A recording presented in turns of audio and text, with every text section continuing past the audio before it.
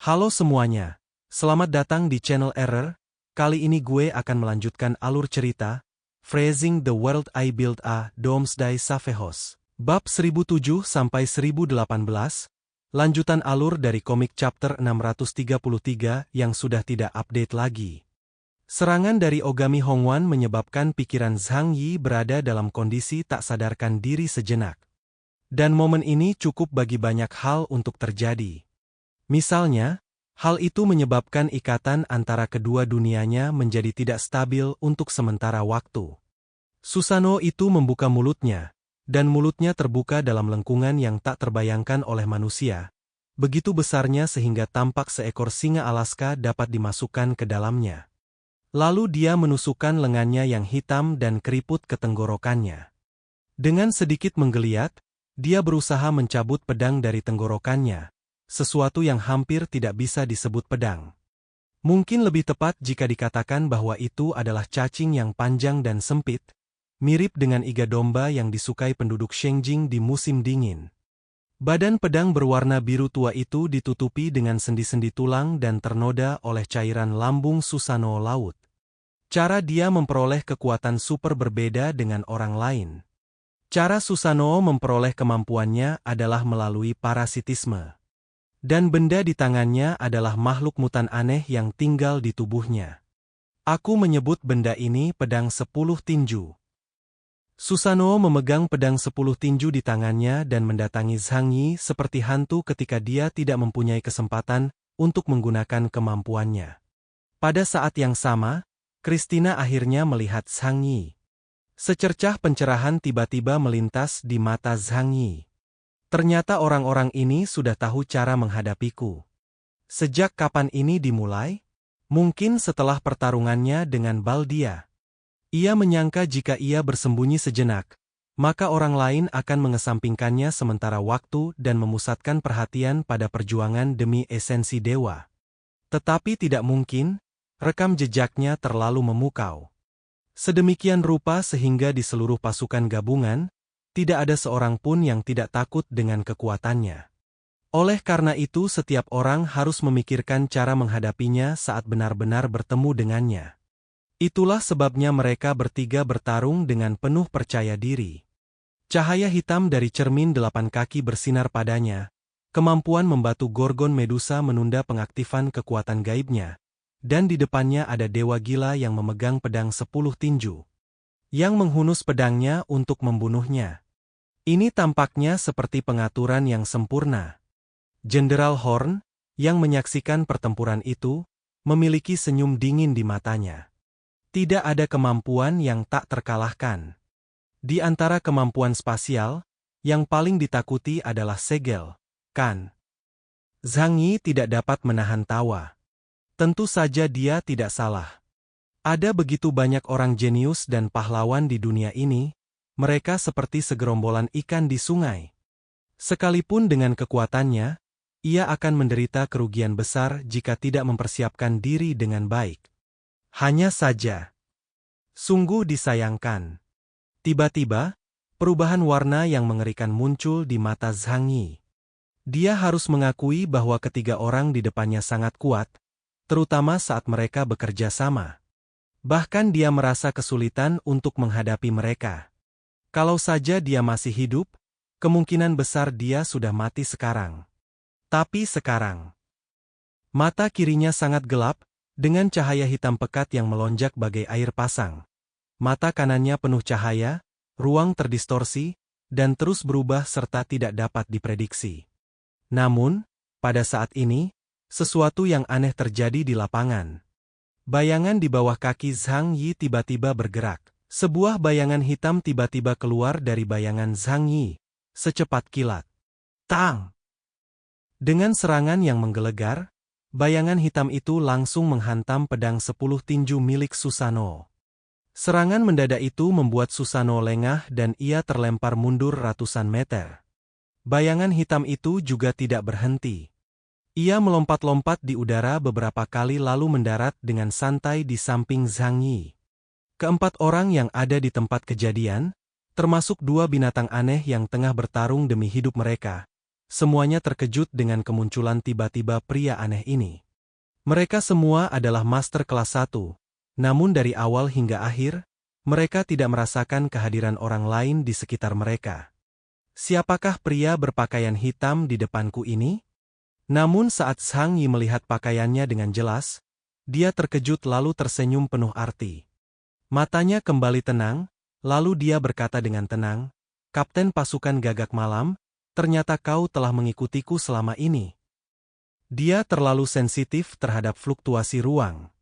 Jadi dia bisa merasakan siapapun yang mendekatinya. Kemunculan Jingwei yang tiba-tiba jelas bukan suatu kebetulan. Ada satu kesempatan, dan hanya satu. Itulah saatnya mereka berangkat, menuju tubuh Xuanwu. Baru pada saat itulah Jingwei dapat menyelinap ke dalam bayangannya tanpa dia sadari.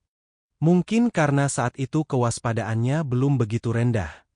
Gadis di depannya mengenakan seragam tempur hitam, rambut peraknya terurai lembut di samping telinganya, dan masker mata hitam menutupi matanya. Wajahnya seperti gunung es dan tidak mungkin melihat ekspresi apapun di sana. Jadi Zhang Yi tidak tahu apa yang dipikirkan wanita ini.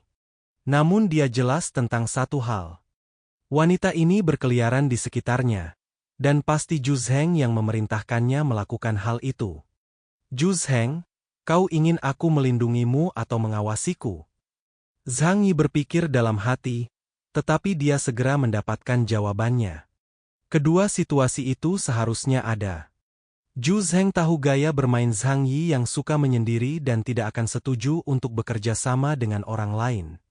Jadi Jingwei mengikutinya dan bisa mengambil tindakan pada saat-saat kritis dan membantunya bertarung. Namun, Zhu Zheng tidak sepenuhnya percaya pada Zhang Yi.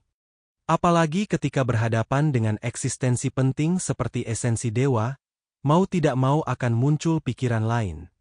Pengawasan Jingwei juga dapat memastikan bahwa situasi di Qingdao tidak berada di luar kendalinya. Jingwei memegang dua belati hitam di tangannya. Dia tidak menjawab pertanyaan Zhang Yi, tetapi berkata dengan dingin, "Jika kau punya pertanyaan, tunggu sampai kami selesai menangani orang-orang ini." Kapten Keyes. Kemunculan Jingwei yang tiba-tiba membuat wajah ketiganya berubah. 3 lawan 1 masih dapat memberi Anda keuntungan, tetapi 3 lawan 2 adalah situasi yang sepenuhnya berbeda. Christina langsung bertanya ke pusat komando, "Siapa orang ini? Aku butuh informasinya." Staf Horn telah memulai penyelidikan darurat. Namun tak lama kemudian, staf itu membalas dengan ekspresi yang agak jelek, "Orang ini, kami tidak punya informasi apapun tentangnya. Dia tidak pernah muncul di medan perang, dan bahkan di wilayah Jiangnan, dia tidak pernah berpartisipasi dalam operasi apapun. Itu bisa jadi kartu tersembunyi milik lawan, atau mungkin itu hanya kapten yang baru dilatih." Christina mengerutkan kening dalam ketika menerima jawaban ini. Hasil ini tidak bagus. Zhang Yi masih terdiam, tetapi Jingwei yang dingin mengambil inisiatif untuk mengarahkan pertempuran. "Berikan aku Susanoo yang jago dalam pertarungan jarak dekat, dan kau bisa menghadapi Amaterasu dan Medusa." Zhang Yi meliriknya dan berkata sambil tersenyum, "Susanoo adalah yang terlemah di antara mereka bertiga." Jingwei berkata dengan dingin, "Aku tahu, itu sebabnya aku memilihnya. Aku juga tidak bisa mengalahkan dua lainnya." Zhang Yi menarik napas dalam-dalam. Kalau saja pria ini bukan seorang gadis, dia pasti ingin mengatakan bahwa dia adalah seorang gigolo. "Kau pikir kau benar padahal kau lemah?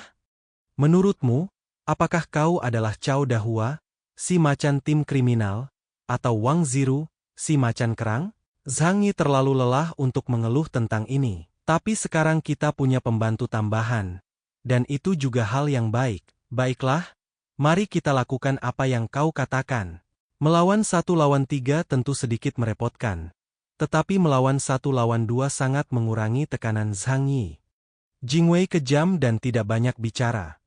Dia hanya berubah menjadi bayangan, menyatu dengan bayangan di tanah, dan bergegas menuju Susanoo laut. Dia mampu menyembunyikan dirinya sepenuhnya dalam bayangan. Dari sudut pandang kemampuan, seperti Zhang Yi, Dia juga seorang mutan yang punya kekuatan berkaitan dengan kekuatan spasial. Susanoo memegang pedang 10 tinju di tangannya, pupil matanya bergerak cepat ke kiri dan kanan, menangkap bayangan di tanah. Wus wus wus. 3 belati melesat keluar dari bayang-bayang dan mengarah langsung ke wajah Susanoo. Susanoo mengayunkan pedang 10 tinju di tangannya, untuk menangkis semua tusukan tangan. Dan Jingwei sudah datang ke sisinya. Dia muncul dari bayang-bayang, berjongkok di tanah, dan mengulurkan tangan kanannya ke arah bayangan di tanah. Dia benar-benar mengeluarkan meriam laser yang besar. Jingwei dengan terampil membawa meriam laser di bahunya, lalu mengarahkannya ke Susanoo dan menekan tombol. Senjata laser merupakan teknologi tercanggih di zaman kita. Namun, karena terlalu maju, ia tidak dapat diproduksi secara massal, dan bahkan stabilitasnya tidak dapat dijamin dalam produksi skala besar. Oleh karena itu, hanya beberapa pasukan khusus yang dapat diperlengkapi. Meskipun kecepatan senjata laser ini tidak dapat benar-benar mencapai kecepatan cahaya, namun kecepatannya jauh melampaui senjata api tradisional biasa. Meriam laser ini langsung mengenai tubuh Susanoo. Bom! Susanoo laut itu terhempas puluhan meter. Namun tubuhnya tetap berdiri, kecuali robekan pada seragam tempurnya. Sebagai mutan peningkatan tingkat atas, pertahanan adalah salah satu kekuatan terbesarnya. Ini juga alasannya.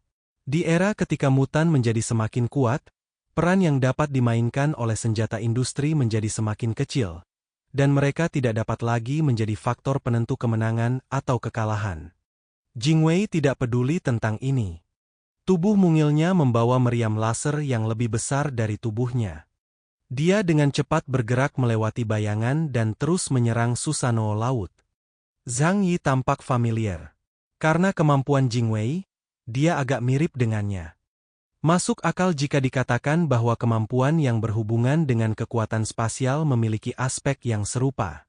Namun, dilihat dari tingkat kemampuannya, apa yang ditunjukkan Jingwei jauh lebih rendah dari level Zhang Yi. Dia hanya melihat pertarungan antara Jingwei dan Susanoo lalu mengalihkan pandangannya. Tidak ada waktu terbuang di medan perang, dan dia harus mengakhiri pertempuran ini dengan cepat. Di tangan kanan Zhang Yi, ujung mata Hakim Suci mulai memadatkan cahaya gelap yang pekat.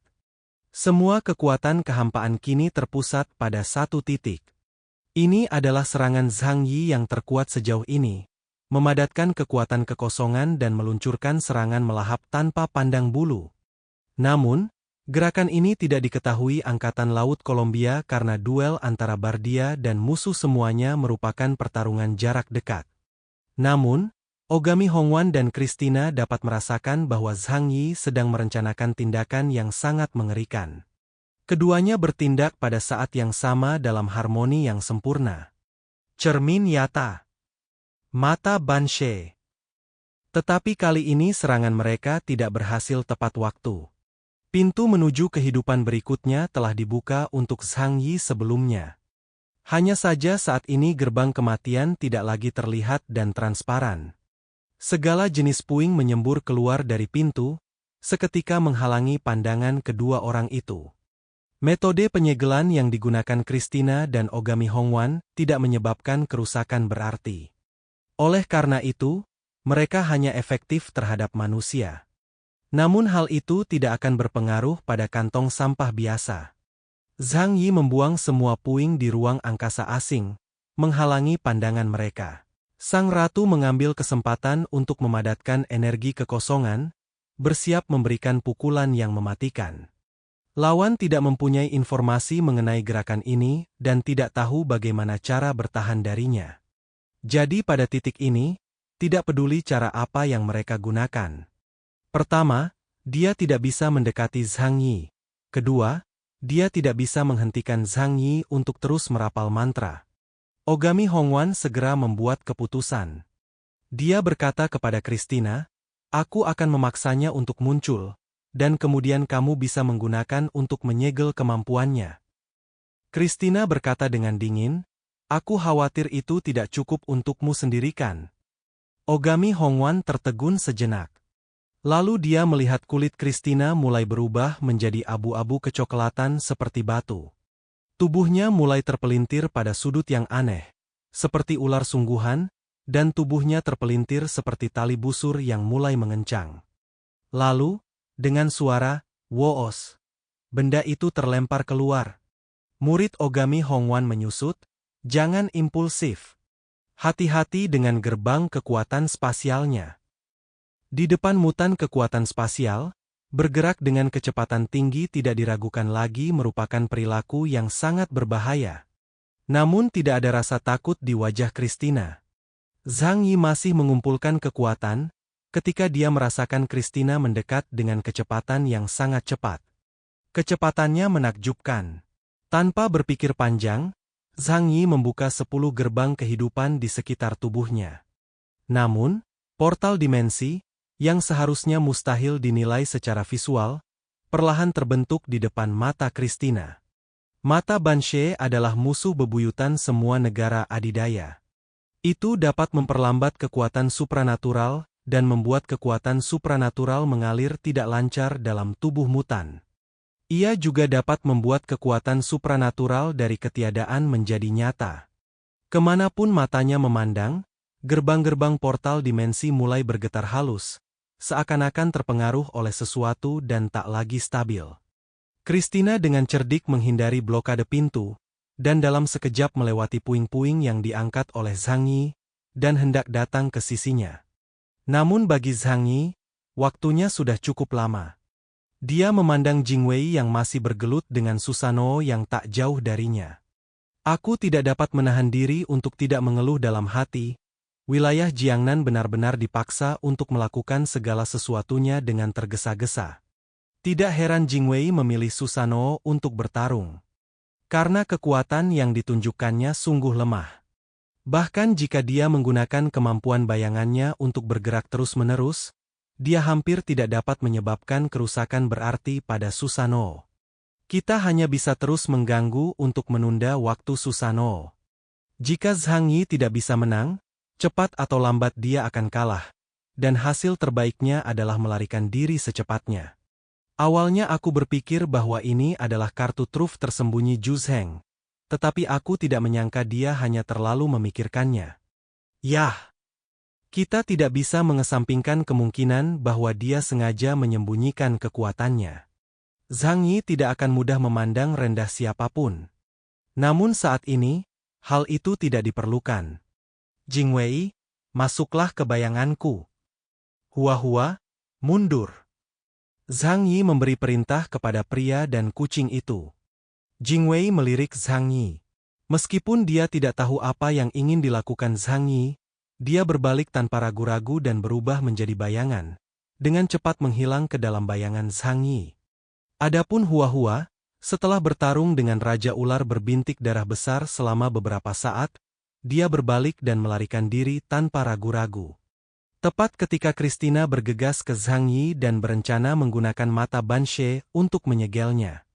Zhang Yi mundur selangkah dan memasuki pintu sekunder. Zhang Yi menghilang ke ruang berbeda dan tidak muncul lagi sejak itu. Hua-hua tidak berniat bertarung dan melarikan diri ke reruntuhan seperti kilat. Raja Ular berbintik darah itu melirik Christina dan tidak terburu-buru mengejarnya. Ia mendesis dan menjulurkan lidahnya. Sebagai monster yang kuat, ia merasakan sedikit bahaya.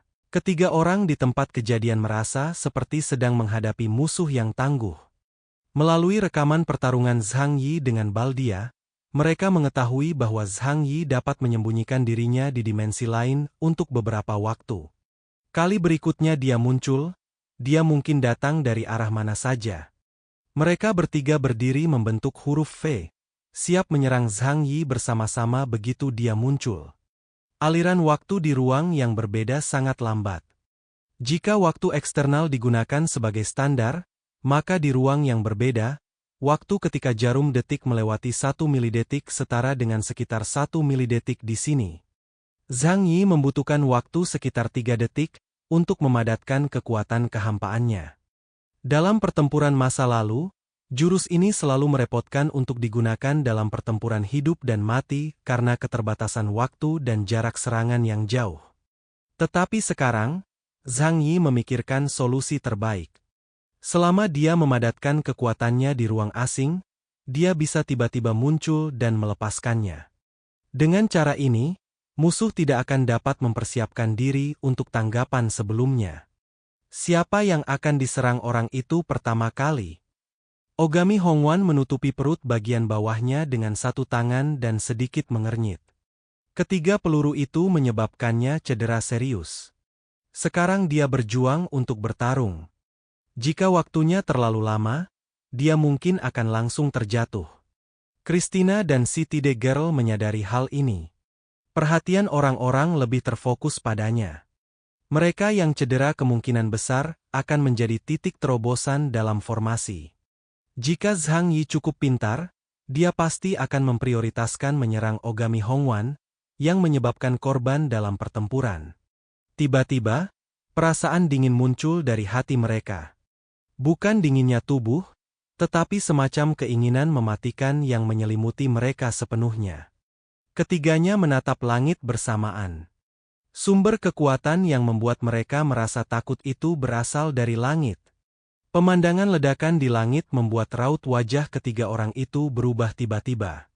Sebuah pintu gelap besar muncul di langit, seperti pintu neraka yang mengerikan, atau seperti mata iblis.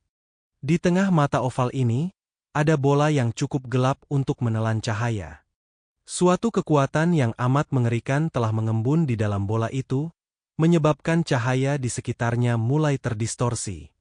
Kekosongan, alam gelap. Bola kecil itu melewati gerbang dimensi dalam sekejap dan muncul di depan ketiga orang itu. Tepat di antara ketiganya, bola hitam itu mulai runtuh dan retak, lalu cahaya yang lebih gelap meledak. Ketiganya bekerja dalam harmoni yang sempurna, berlari menuju kejauhan dalam tiga arah bagai kilat. Itu adalah invasi kegelapan, sesaat lagi. Kehampaan itu langsung menelan semua area dalam radius 3 km, membentuk bola hitam raksasa yang menjulang tinggi dalam kabut racun yang pekat. Pusat Komando Angkatan Laut Kolombia. Kegelapan menelan segalanya, membuat mereka mustahil mengetahui apa yang terjadi di tempat kejadian. Hanya saja peringatan merahnya terus berbunyi. Energi tinggi di depan, warga sipil harap segera mengungsi. Reaksi energi besar telah terdeteksi. Otot-otot di wajah Horn mulai berkedut tak terkendali. Langkah ini tidak disebutkan sama sekali dalam intelijen mereka. Bahkan ketika menghadapi Baldia, apakah Zhang Yi masih memiliki keraguan? Dalam hal ini, dia salah tentang Zhang Yi. Alasan Zhang Yi tidak menggunakan trik ini pada awalnya hanyalah karena Baldia memiliki kemampuan untuk bertukar posisi dengan serigala raksasa. Jika digunakan secara gegabah, Baldia pasti dapat lolos dari jangkauan kemampuannya.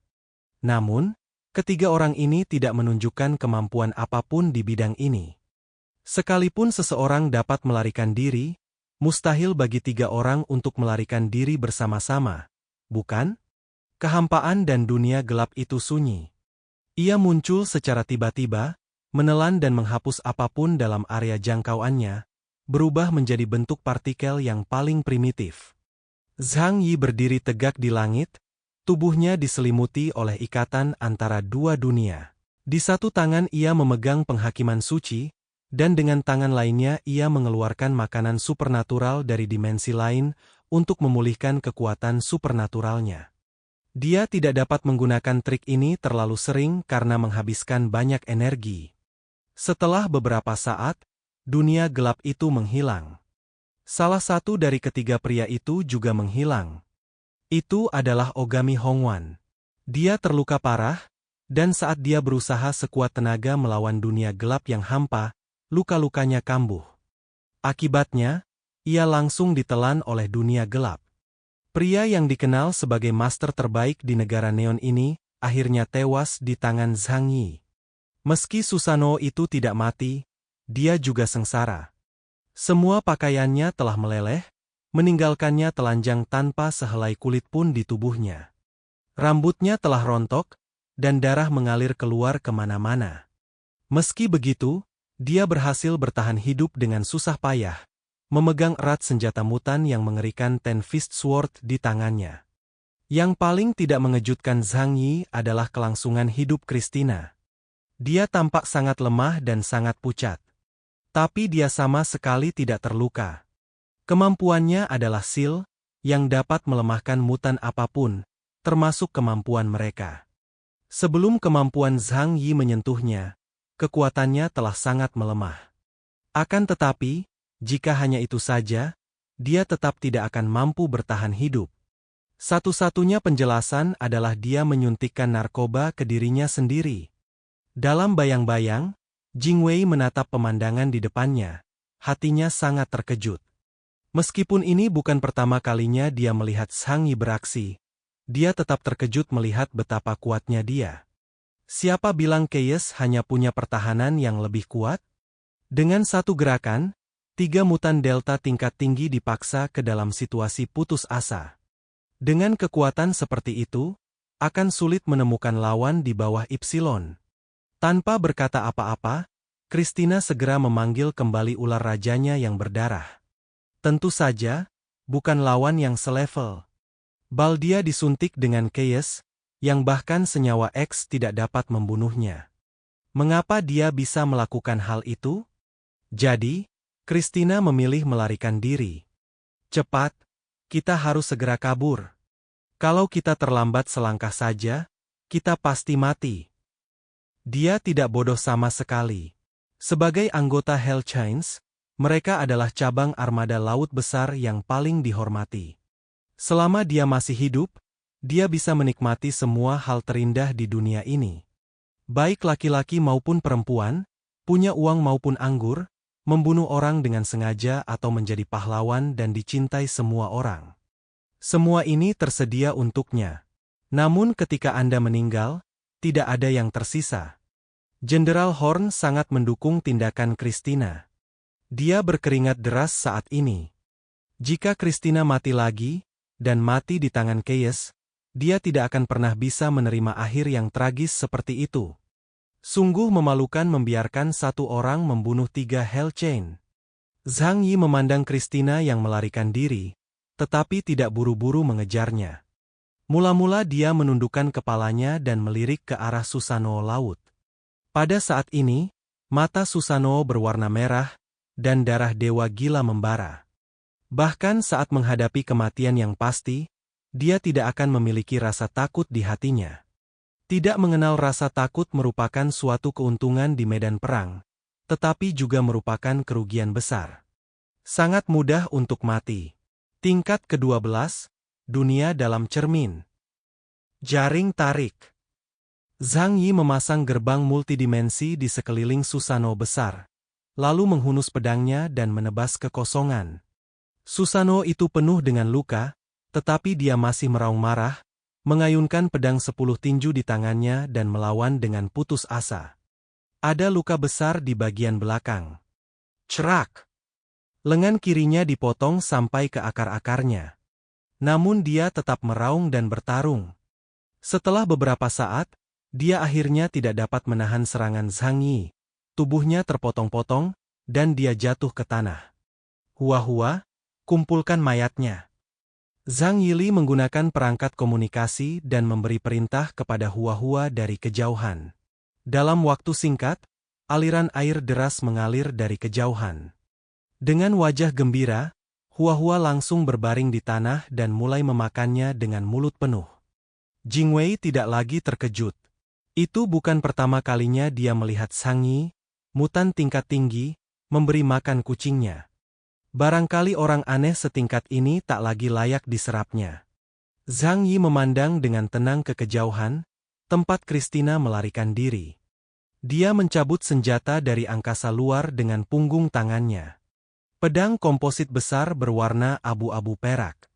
Senjata Baldia, anggota Hell Chains. Setelah mendapatkan senjata ini, Zhang Yi mempelajarinya dengan saksama.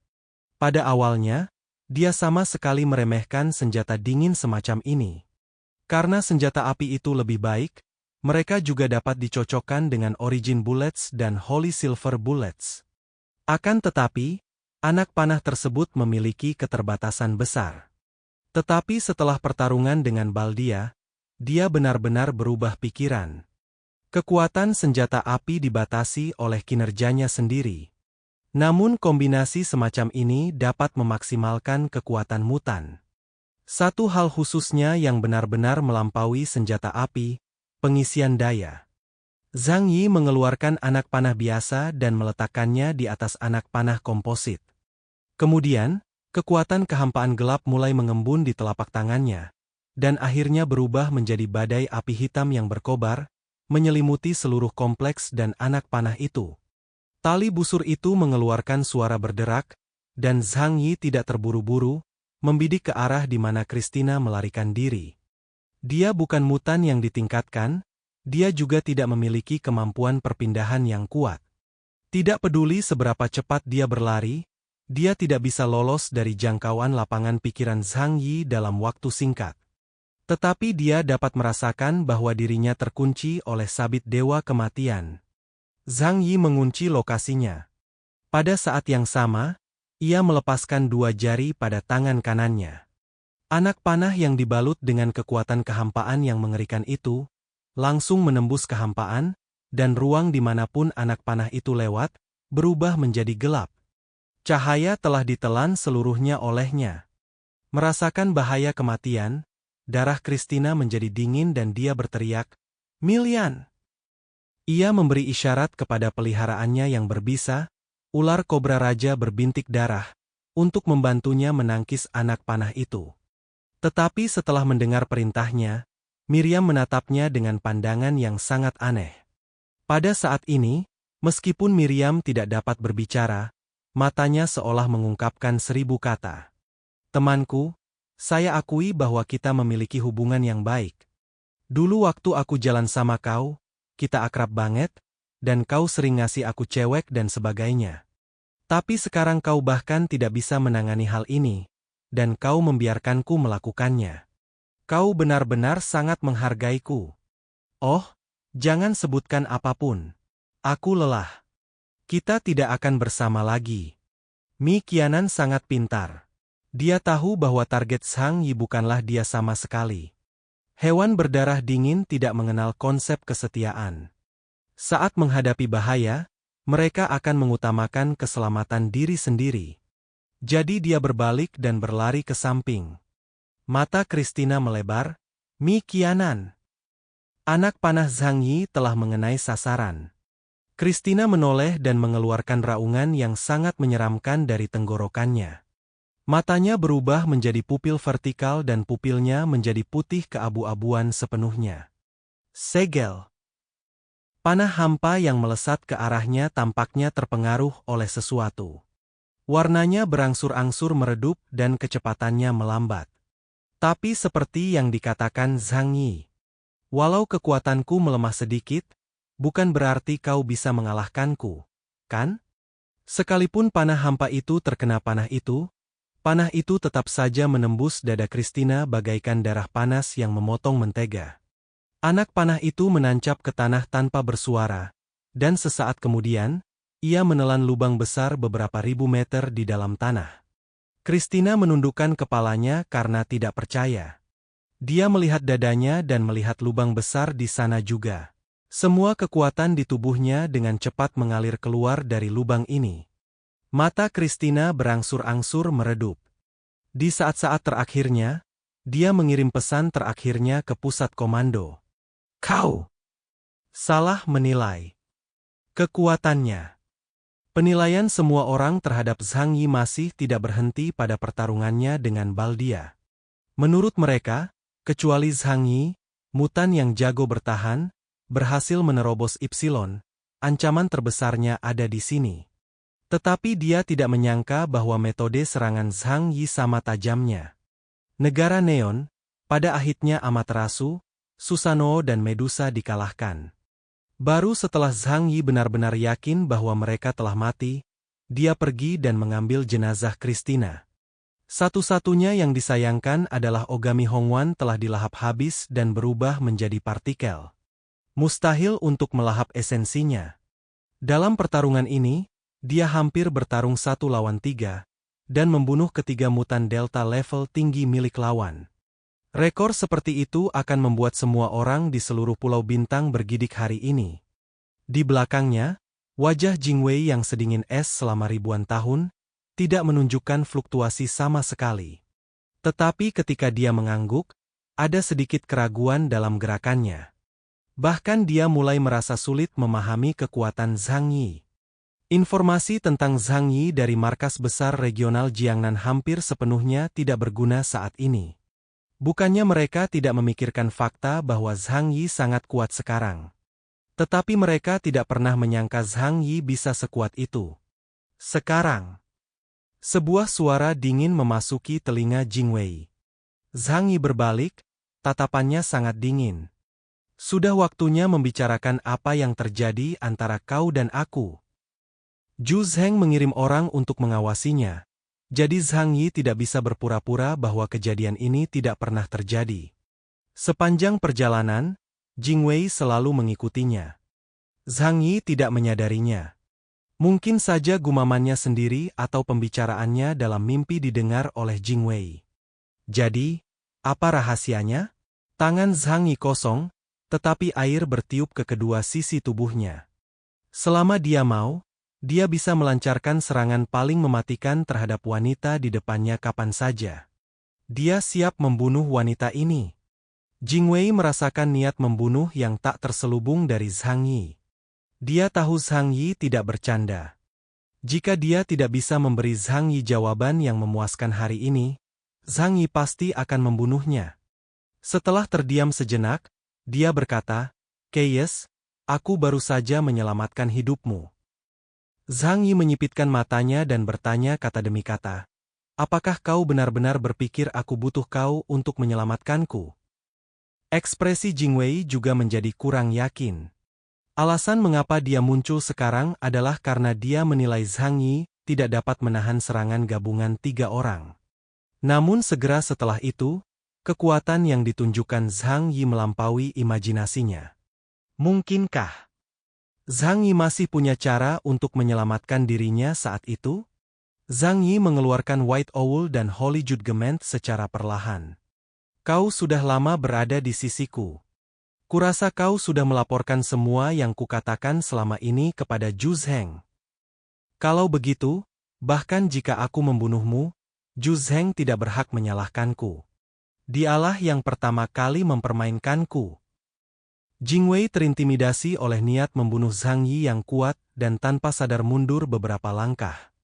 "Tunggu sebentar. Aku belum sempat melapor ke markas." Zhang Yi memiringkan kepalanya dan menatapnya. Hua-Hua sudah mengangkat ekornya dan perlahan menghalangi jalan keluarnya. Selama Jingwei tidak bisa menjelaskan sepatah kata pun dengan jelas, Zhang Yi akan mengambil tindakan tegas. Bahkan jika dia tidak membunuh Jingwei, dia harus membuatnya cukup menderita untuk mengungkapkan sikapnya kepada Zhu Zheng. Jingwei segera menjelaskan, "Selama ini, aku bersembunyi di balik bayanganmu. Aku tidak punya kesempatan untuk menyampaikan informasi ke markas besar. Sebagai mutan kekuatan spasial, kau harus memahami hal ini. Sinyal dari Star Island tidak stabil, belum lagi transmisi informasi dari kekuatan spasial yang independen." Senyum dingin muncul di bibir Zhang Yi. "Mengapa aku harus percaya padamu?" Jingwei berkata dengan nada dingin, "Aku mengatakan yang sebenarnya. Jika kau tidak percaya, kau dapat memeriksa sistem komunikasiku. Bagaimana aku tahu jika kau tidak menghapus rekaman komunikasi secara diam-diam?" Zhang Yi memegang pedang di tangannya dan menatap Jingwei dengan hati-hati, siap menyerang kapan saja. "Kecuali kau mengizinkanku disuntik. Kau mau menyuntikku?" Jingwei tampak tertegun.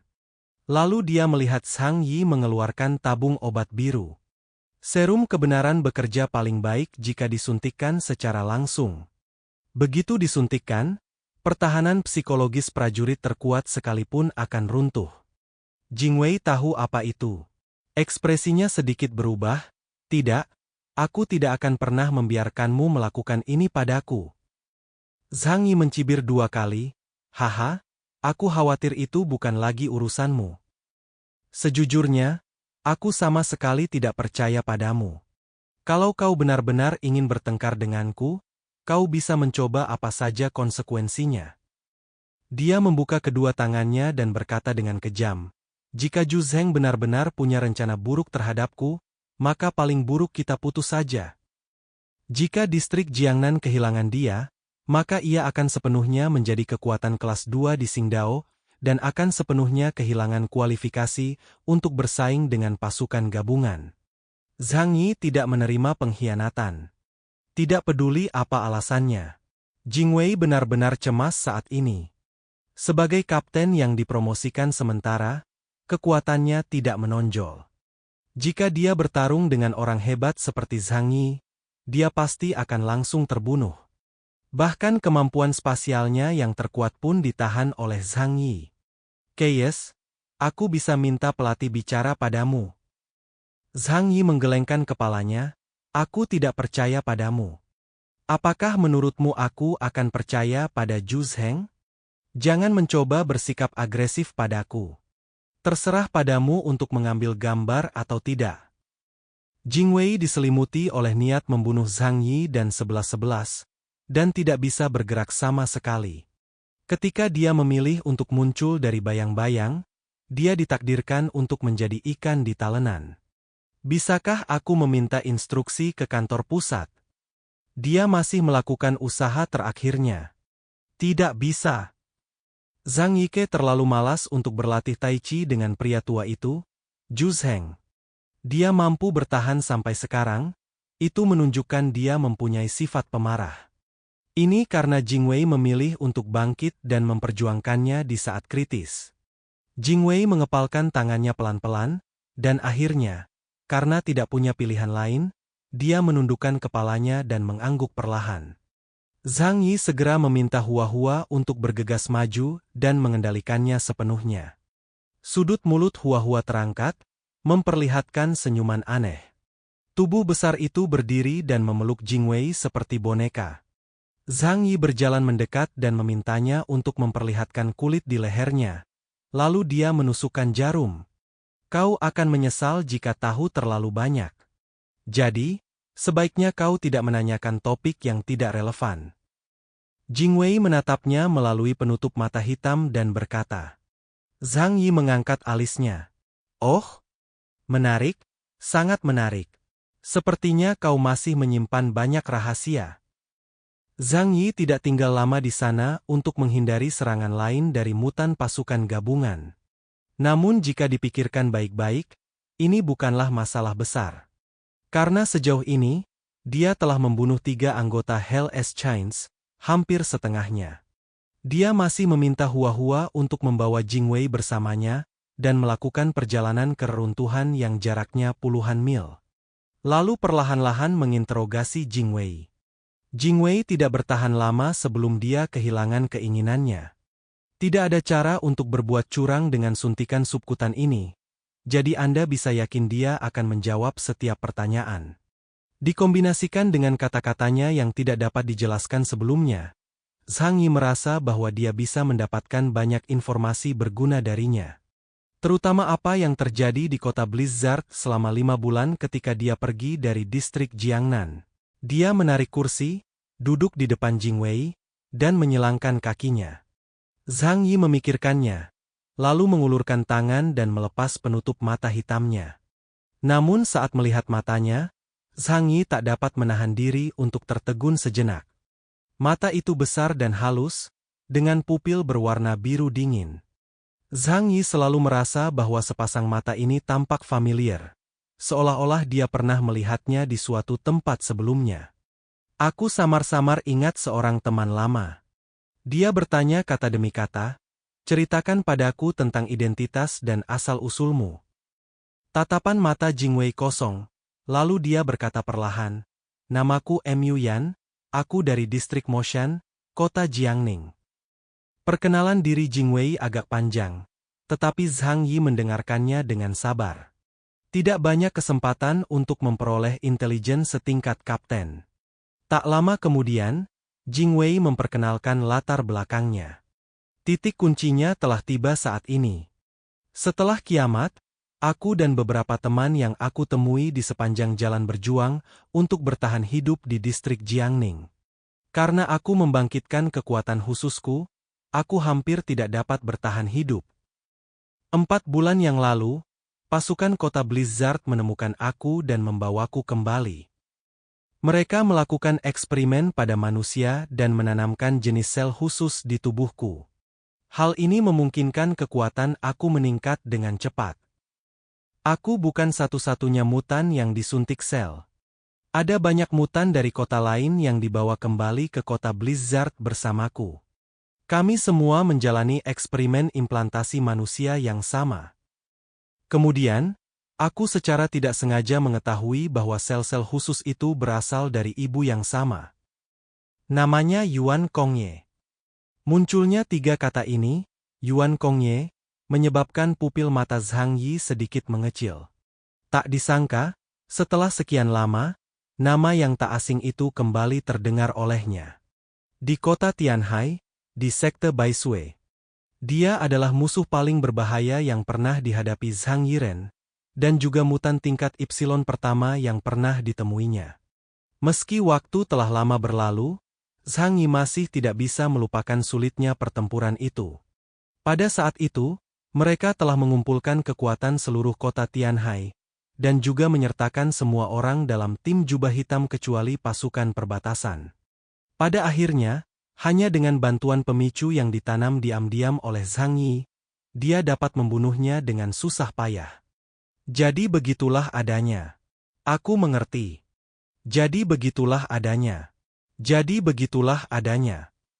Zhang Yi bergumam pada dirinya sendiri, pandangan kenangan dan emosi muncul di matanya. Dia ingat bahwa Yuan Kongye pernah memberikan jiwa es kepada mereka semua. Beberapa kekuatan besar di kota Tianhai, termasuk Zhang Yi, telah menggunakan semua jiwa es di tangan mereka. Namun, tim jubah hitam menyimpan satu. Jika tidak terjadi apa-apa, benda itu pasti telah masuk ke Departemen Penelitian Ilmiah di kantor pusat regional Jiangnan. Apakah mereka menyalin iSoul?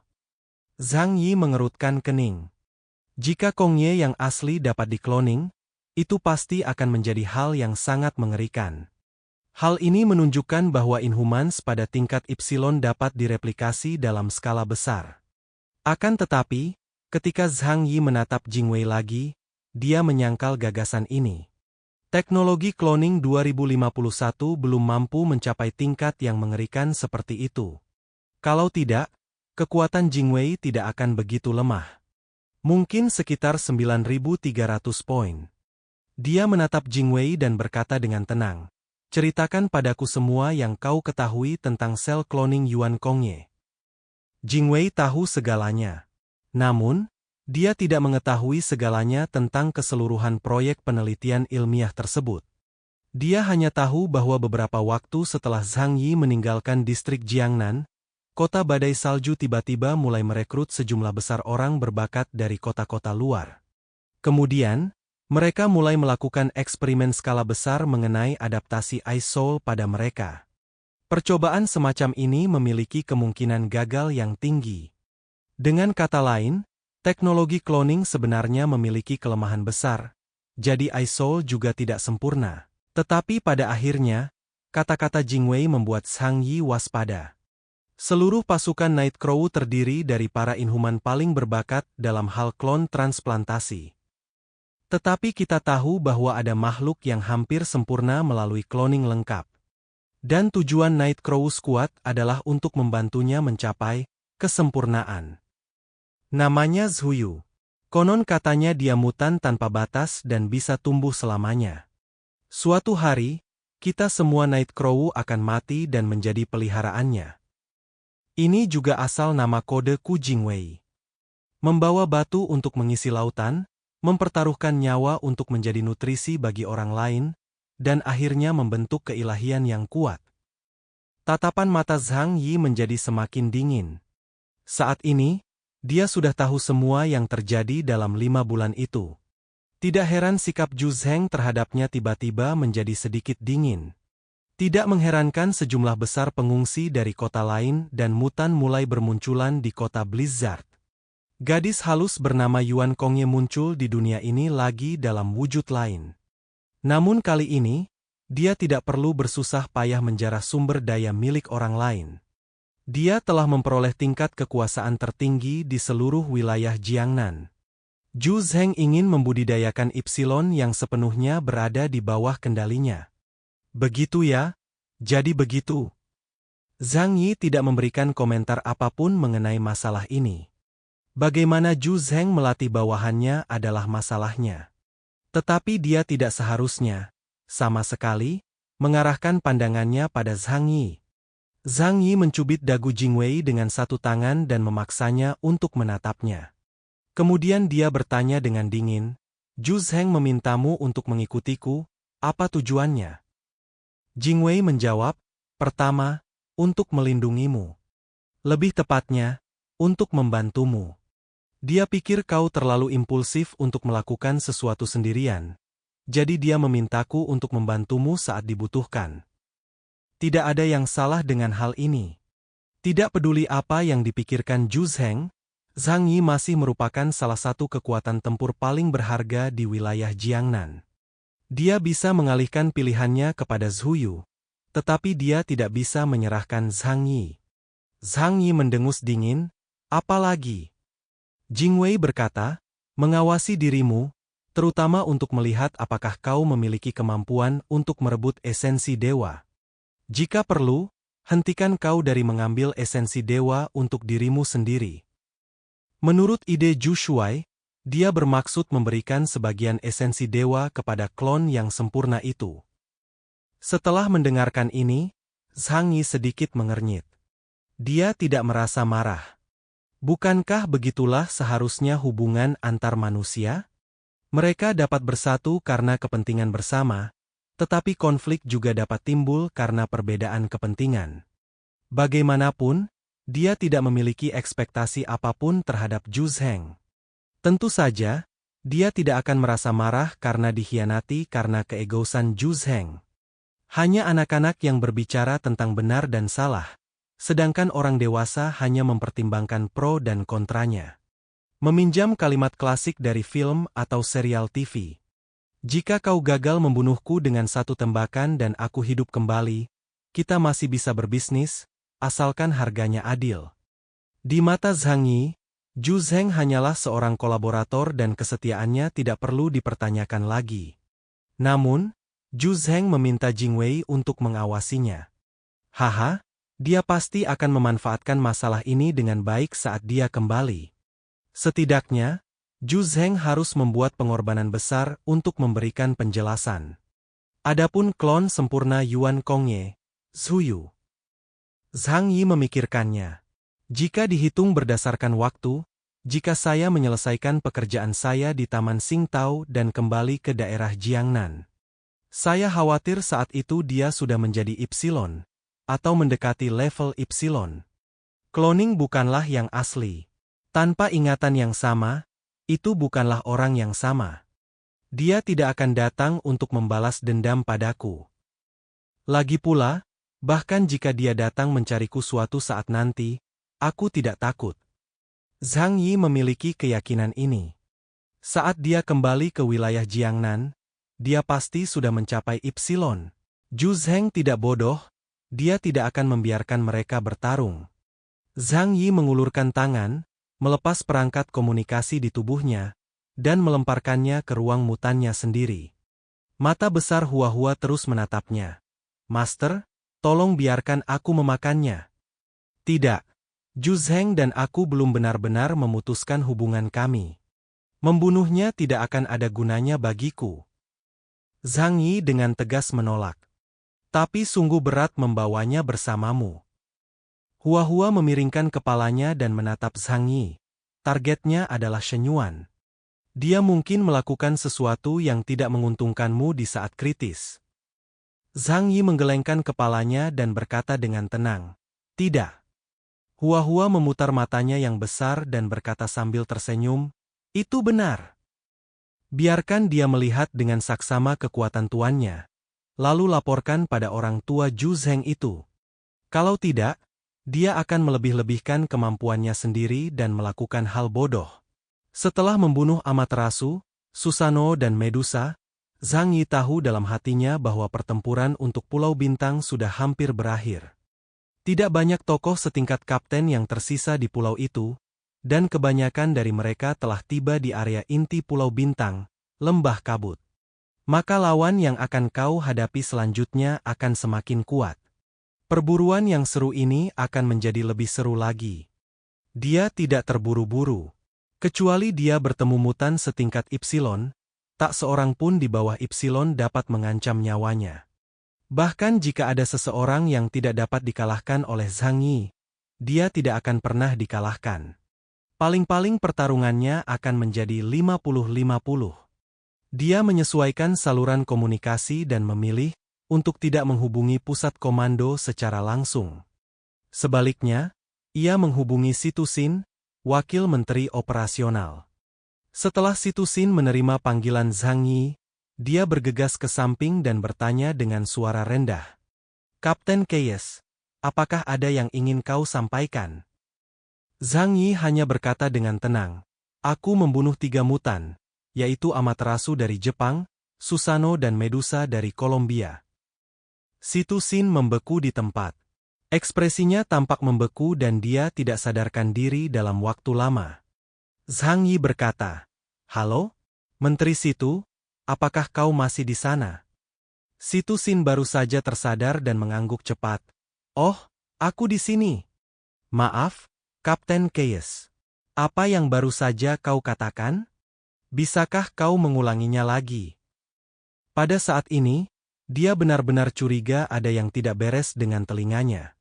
Keyes benar-benar mengatakan bahwa dia membunuh 3 mutan tingkat tinggi dari pasukan gabungan? Dalam sistem intelijen mereka, ketiga orang ini adalah master kelas 1. Yang kedua setelah eksistensi superposisi seperti Billy the Kid. Zhang Yi benar-benar membunuh 3 orang pada saat yang sama? Meskipun Situsin dan Zhang Yi keduanya berasal dari wilayah Jiangnan, mereka berdua merasa seperti sedang mendengarkan bahasa asing. Membunuh 1 orang dan membunuh 3 orang adalah konsep yang sepenuhnya berbeda. Zhang Yi tertawa terbahak-bahak. "Kubilang, aku membunuh 3 mutan." Dia harus mengulangi apa yang baru saja dikatakannya. Situsin sangat terkejut hingga akhirnya ia memastikan bahwa ia tidak berhalusinasi. Karena tak lama kemudian, agar dia percaya, Zhang Yi langsung mengiriminya foto jasad Christina dan gadis pasang laut. Adapun Dewa Agung Hongwan, dia sepenuhnya ditelan oleh kehampaan dan hanya memperlihatkan sekilas pedangnya yang agak patah, Kunimitsu Nagase. Kali ini, Situsin tidak lagi ragu. Dia begitu terkejut hingga tidak dapat lebih terkejut lagi, dan di saat yang sama dia begitu gembira hingga seluruh tubuhnya gemetar. Dia tahu bahwa Zhang Yi sangat kuat dan dia tidak pernah meremehkan kekuatan Zhang Yi. Tetapi hari ini, dia harus mengakui bahwa dia masih meremehkan Zhang Yi. Siapa bilang Keyes di wilayah Jiangnan hanya kuat di pertahanan? Kemampuan menyerangnya juga tajam. Mencapai kemenangan penuh dalam situasi 1 lawan 3, kekuatan semacam ini mungkin mendekati Ipsilon. Aku harap kau akan mencatat pencapaianku. Aku perlu menukarkannya untuk mendapatkan hadiah nanti. Zhang Yi tersenyum. Baiklah, aku akan melakukannya. Hundun, kali ini kau benar-benar telah mencapai sesuatu yang belum pernah terjadi sebelumnya. Sudut mulut Situsin hampir meregang ke telinganya karena tersenyum. Dia tiba-tiba memiliki dorongan di hatinya untuk meminta Zhang Yi kembali dan berhenti mengambil risiko di Qingdao. Orang aneh dengan kekuatan seperti itu pastinya merupakan harta paling berharga di wilayah Jiangnan. Bagaimanapun, sejak awal, distrik Jiangnan tidak memiliki banyak harapan untuk merebut esensi dewa. Zhang Yi membunuh begitu banyak mutan sehingga perjalanan mereka ke Qingdao dapat dianggap sebagai kemenangan. Namun, dia tidak dapat membuat keputusan tentang masalah ini dan harus melapor kepada Zhu Zheng. Zhang Yi mengakhiri panggilan dan pergi bersama Jing Wei. Hua-Hua berlari jauh ke dalam reruntuhan dan menggali lele yang bersembunyi di bawah tanah. Tidak mungkin, kemampuan bertarung Lele terlalu lemah. Saat pertarungan serius, ia hanya bisa bersembunyi. Dan di sini, di pusat komando, yaitu di dalam tubuh Xuanwu. Situsin begitu gembira hingga dia hampir tidak bisa mengendalikan ekspresinya. Situasi abnormal ini mengejutkan para pejabat di wilayah Laut Cina Timur. Bagi seorang perwira setingkat Situsin, menyembunyikan emosi adalah keterampilan dasar. Tetapi dia begitu gembira hingga seluruh tubuhnya gemetar dan senyum di bibirnya sulit dihapus. Tidak diragukan lagi bahwa dia menemukan sesuatu yang membuatnya sangat bahagia. Seorang petugas bertanya, "Menteri Situ, apa yang membuatmu begitu bahagia?" Situsin datang dengan senyum di wajahnya. Dia melirik Li Tianyang dan petugas lainnya dari wilayah Laut Cina Timur dan berkata dengan bangga, "Tidak ada yang istimewa. Hanya saja Kapten Keyes di wilayah kita baru saja menghubungiku dan mengatakan bahwa dia telah membunuh beberapa inhuman lagi dari pasukan gabungan." Sudut mulut Li Tianyang berkedut tanpa sadar. "Keyes, dia telah mencapai sesuatu lagi." Dia mendengus, "Keyes benar-benar hebat. Katakan padaku, tim mutan mana yang dia bunuh? Apakah mutan dari Jepang atau mutan dari Silla? Tidak mungkin dia anggota Hellchain yang lain." Situsin tertawa, "Menteri Li, jika itu hanya mutan biasa, tidak layak disebut seperti ini." Dia menundukkan kepalanya, dan saat dia perlahan mengangkatnya, matanya mengandung makna yang dalam. Tampaknya itu merupakan ejekan terhadap Li Tianyang, tetapi juga penuh dengan bualan. Jujur saja, dia tidak membunuh banyak mutan kali ini. Hanya 3. Ketiga orang ini adalah Amaterasu, Susanoo, dan Medusa milik negara Neon dari Hellchain. Menteri Li, apakah menurutmu rekaman ini dapat diterima? Situsin menatap Li Tianyang dan orang lain di pusat komando sambil tersenyum. Segera, dia melihat reaksi yang diinginkannya. Di dalam seluruh pusat komando, semua orang tercengang, dengan keterkejutan dan ketidakpercayaan tertulis di wajah mereka. Mereka semua terbelalak, mulut mereka terbuka lebar, dan tanpa sadar ingin berkata, "Mustahil! Sama sekali tidak mungkin." Tetapi kata-kata ini keluar dari mulut Situsin, dan dia tidak akan pernah bercanda tentang hal seperti itu. Namun, siapa yang percaya bahwa Zhang Yi dapat membunuh 3 mutan tingkat tinggi sekaligus? Dia adalah salah satu dari 2 pilar Neon, dan juga anggota Hell Chains. Jika kau bertemu dengan ketiga orang ini, tanyakan pada dirimu, bahkan salah satu dari 4 roh akan sangat menderita. Apakah kita bisa menang masih belum diketahui. Keyes, hak apa yang dimilikinya? Bahkan Xuanwu yang tengah santai bermain game video di pusat komando pun tak kuasa menahan diri untuk tak menoleh ke samping. Apakah maksudmu Keyes membunuh mereka bertiga sekaligus? Pertanyaan ini sangat penting. Membunuh mereka satu persatu dan membunuh 3 orang sekaligus adalah konsep yang sepenuhnya berbeda. Situsin mengangguk, dan mengunggah foto yang diberikan Zhang Yi kepadanya ke sistem pusat komando, memutarnya di depan umum agar semua orang dapat melihatnya. Dalam foto tersebut, terlihat Medusa dan Susanoo yang tewas dalam pertempuran, begitu pula dengan pedang patah peninggalan Amaterasu. Fakta-faktanya jelas, ketiga orang ini dibunuh oleh Zhang Yi. Dan tidak ada ketegangan, kemenangan mutlak yang menghancurkan. Di wilayah Laut Cina Timur, seolah-olah seseorang telah mengucapkan mantra es. Suasana hening total, dan semua orang tercengang dan tidak bisa berkata-kata. Otak mereka, akal sehat mereka, tidak dapat memahami keberadaan seperti itu. Ini adalah sesuatu yang hanya Ypsilon dapat lakukan. Zhang Yi, wilayah Jiangnan sedang kacau. Bukankah dia hanya memiliki indeks kemampuan 9.800 poin? Dan nama kodenya adalah pertahanan mutlak? Bagaimana mutan seperti ini bisa membunuh begitu banyak mutan kuat dalam situasi 1 lawan 3? Tak seorang pun dapat mengerti. Li Tianyang terdiam selama beberapa menit. Kali ini sorot matanya menjadi benar-benar bingung. Bahkan dia tidak tahu bagaimana menjelaskan fenomena ini. Xuanwu melihat foto itu, menundukkan kepalanya dan melanjutkan permainannya. Apakah wilayah Jiangnan akhirnya akan memiliki Ipsilon sendiri? Dia tidak peduli tentang itu. Akan lebih baik untuk mengatakan bahwa akan lebih baik bagi Ipsilon jika Zhang Yi akhirnya bisa mendapatkan esensi dewa. Karena saat itu dia akan menjadi satu-satunya Ipsilon di wilayah Laut Timur. Li Tianyang tetap diam selama 5 menit penuh. Butuh waktu 5 menit baginya untuk mencerna kenyataan ini. Setelah Zhang Yi mendarat di pulau itu, hasil yang dicapainya sungguh menakjubkan. Poin yang ia peroleh sendiri melebihi total poin semua orang lain. Meskipun mereka adalah 4 roh paling bangga di wilayah Laut Cina Timur, kecerdasan mereka sepenuhnya dibayangi oleh Zhang Yi. Dia perlahan menundukkan kepalanya, merasa sangat rumit. Jika ini terus berlanjut, bukankah sumber dewa akan jatuh ke tangan Zhang Yi? Meskipun masalah ini tidak terlalu sulit untuk diterima, itu lebih baik daripada jatuh ke tangan Angkatan Laut Kolombia. Namun, Li Tianyang tidak dapat menerima kenyataan ini.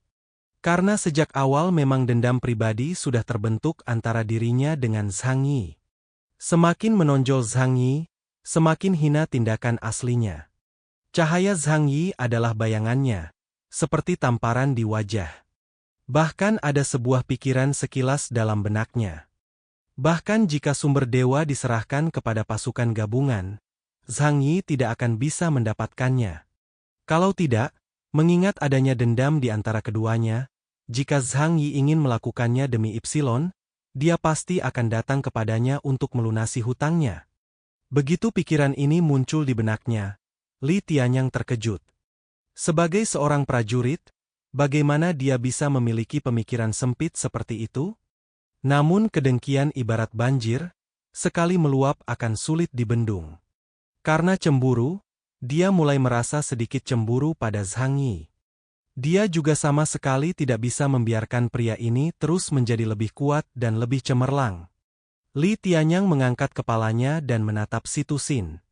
Menteri Situ, aku panglima tertinggi operasi ini kan? Situ Sin tersenyum dan mengangguk. Dia adalah panglima tertinggi di medan perang. Kau adalah panglima tertinggi di medan perang, tetapi di atas kau adalah komandan tertinggi dari 2 zona perang utama. Li Tianyang bertanya dengan suara yang dalam, lalu mengapa Keyes tidak melaporkan operasi itu kepadaku, tetapi memberitahumu terlebih dahulu, apa maksudnya dengan ini?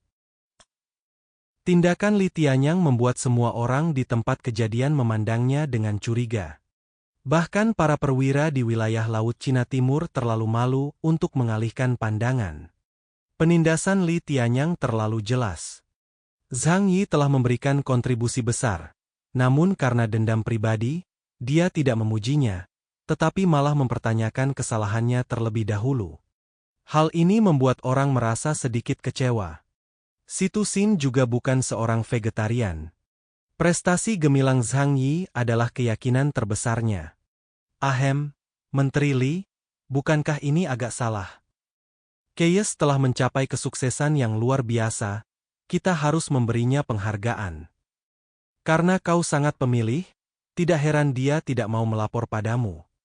Ada sarkasme dalam kata-kata Situ Sin dan dia sama sekali tidak sopan kepada Li Tianyang. Kita hanya bekerja sama sementara. Meskipun kekuatan tempur wilayah Jiangnan tidak sebaik wilayah Cina Timur, namun tidak lemah. Mata Li Tianyang tampak suram dan dia menekan pinggiran topinya. Apapun yang terjadi, adalah tabu untuk bertindak sendiri di medan perang. Biarkan Keyes menghubungiku segera. Bukankah dia sangat suka memburu inhuman? Baiklah, biarkan dia membunuh wakil Kapten Hell S. Chines, Billy the Kid. Dengan cara ini, kita dapat memastikan bahwa kita dapat memperoleh Divine Source dengan aman. Tujuan Li Tianyang jelas. Kekuatan anak bicu ini tidak tertandingi oleh orang-orang luar biasa lainnya. Itu adalah orang asing yang hanya selangkah lagi memasuki Ipsilon. Li Tianyang meminta Zhang Yitong untuk membunuhnya.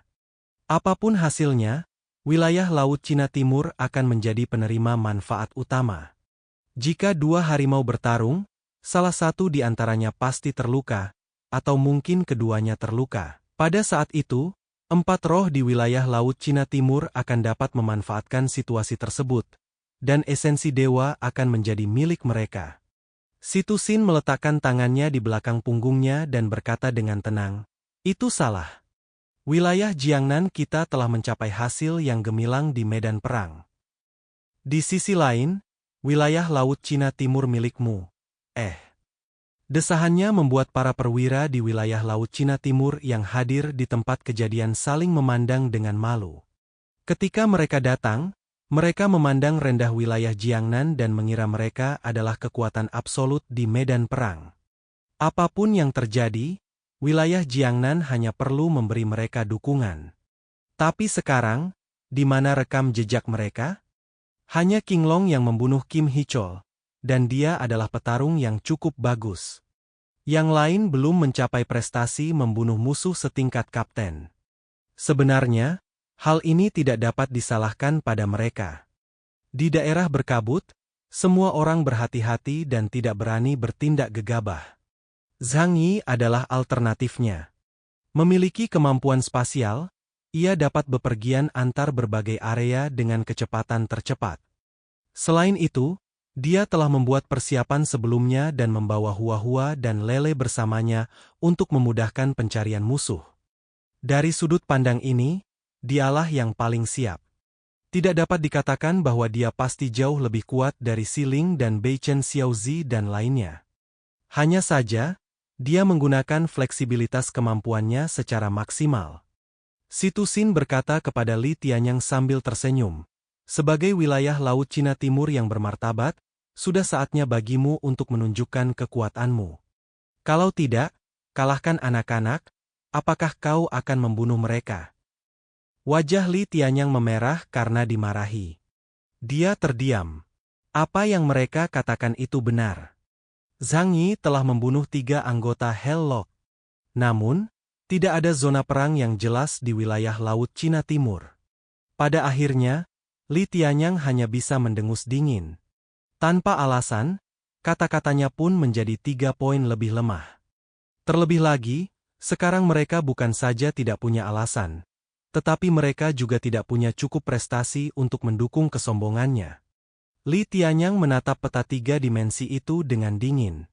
Ia berpikir dalam hati, "Aku akan membiarkanmu menjadi liar untuk sementara waktu."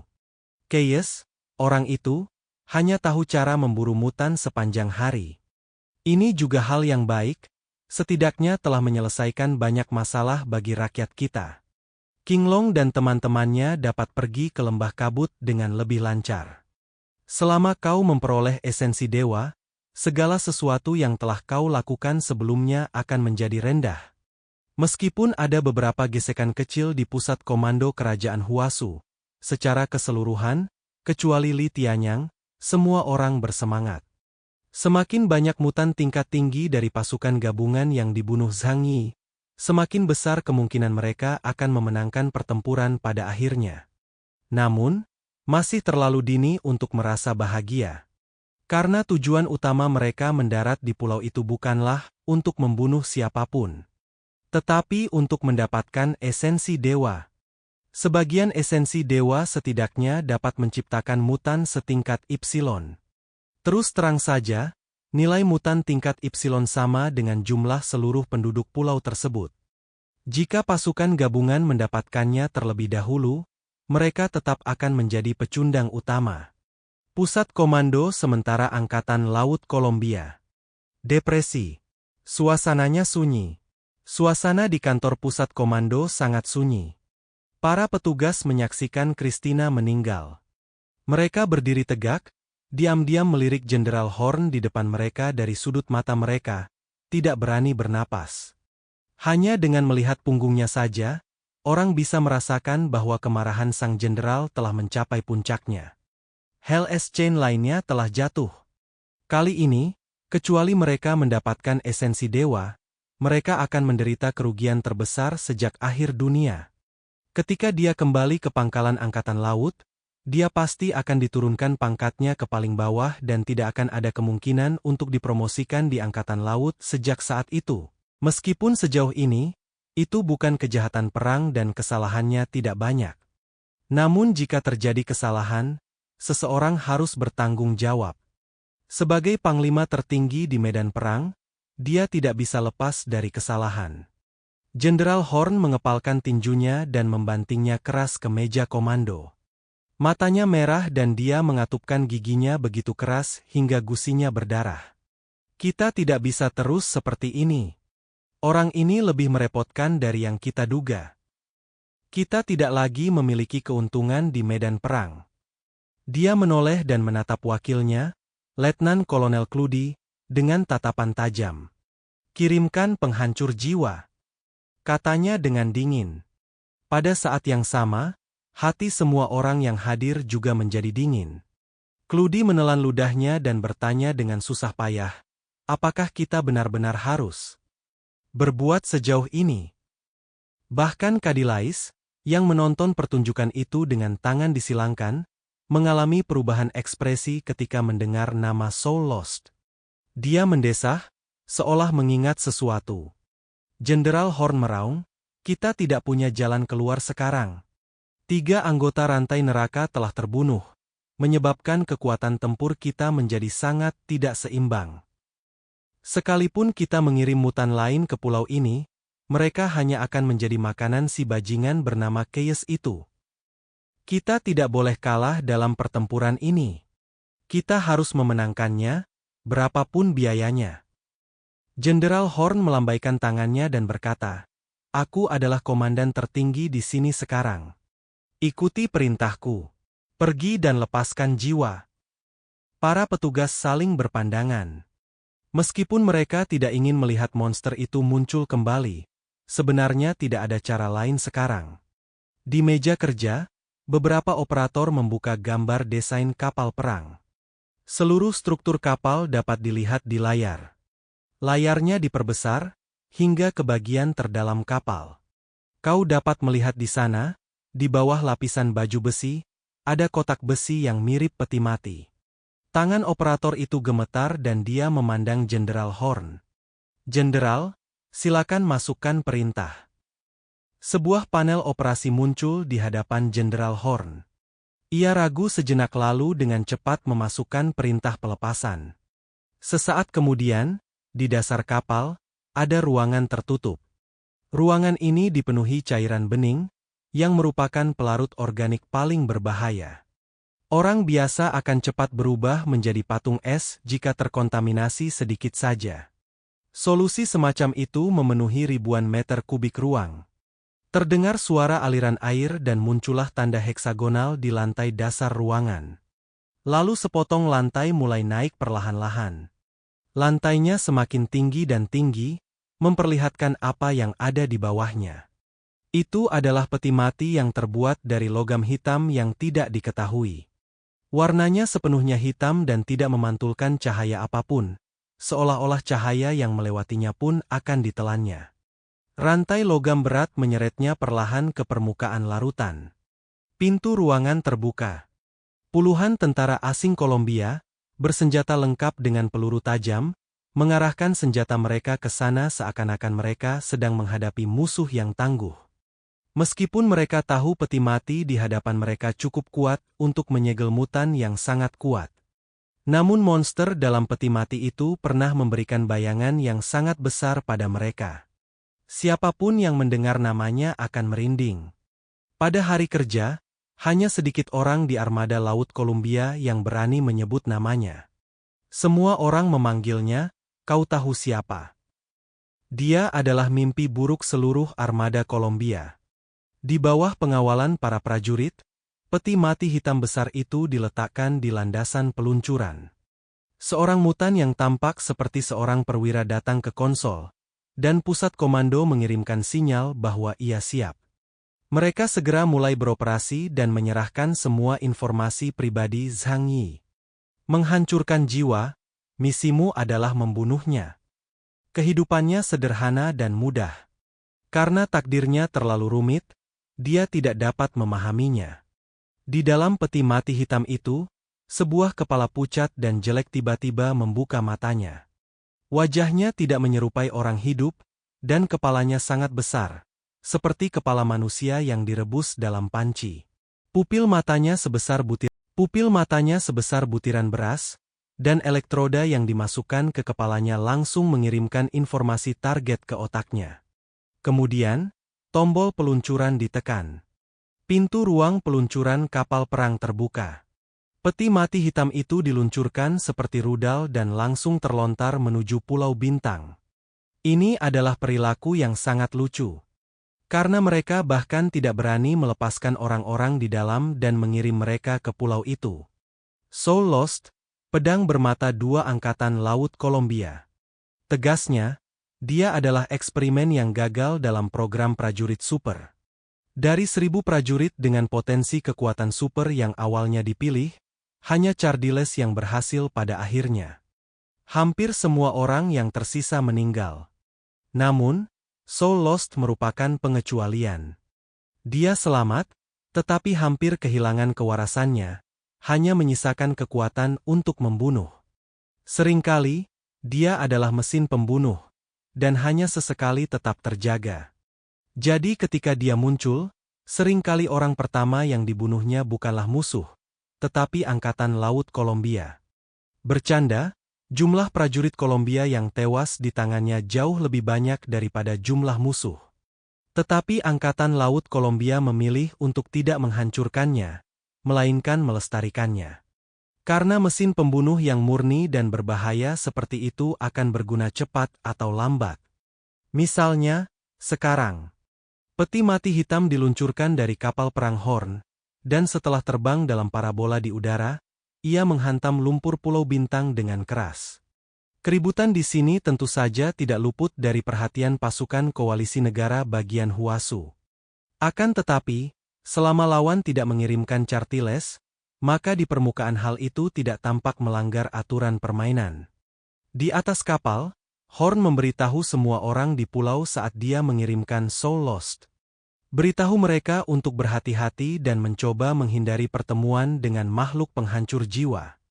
Karena begitu dia bertemu orang itu, dia akan membunuh mereka semua, tak peduli kawan atau lawan. Satu-satunya kabar baik adalah pusat komando memberinya perintah untuk membunuh Keyes.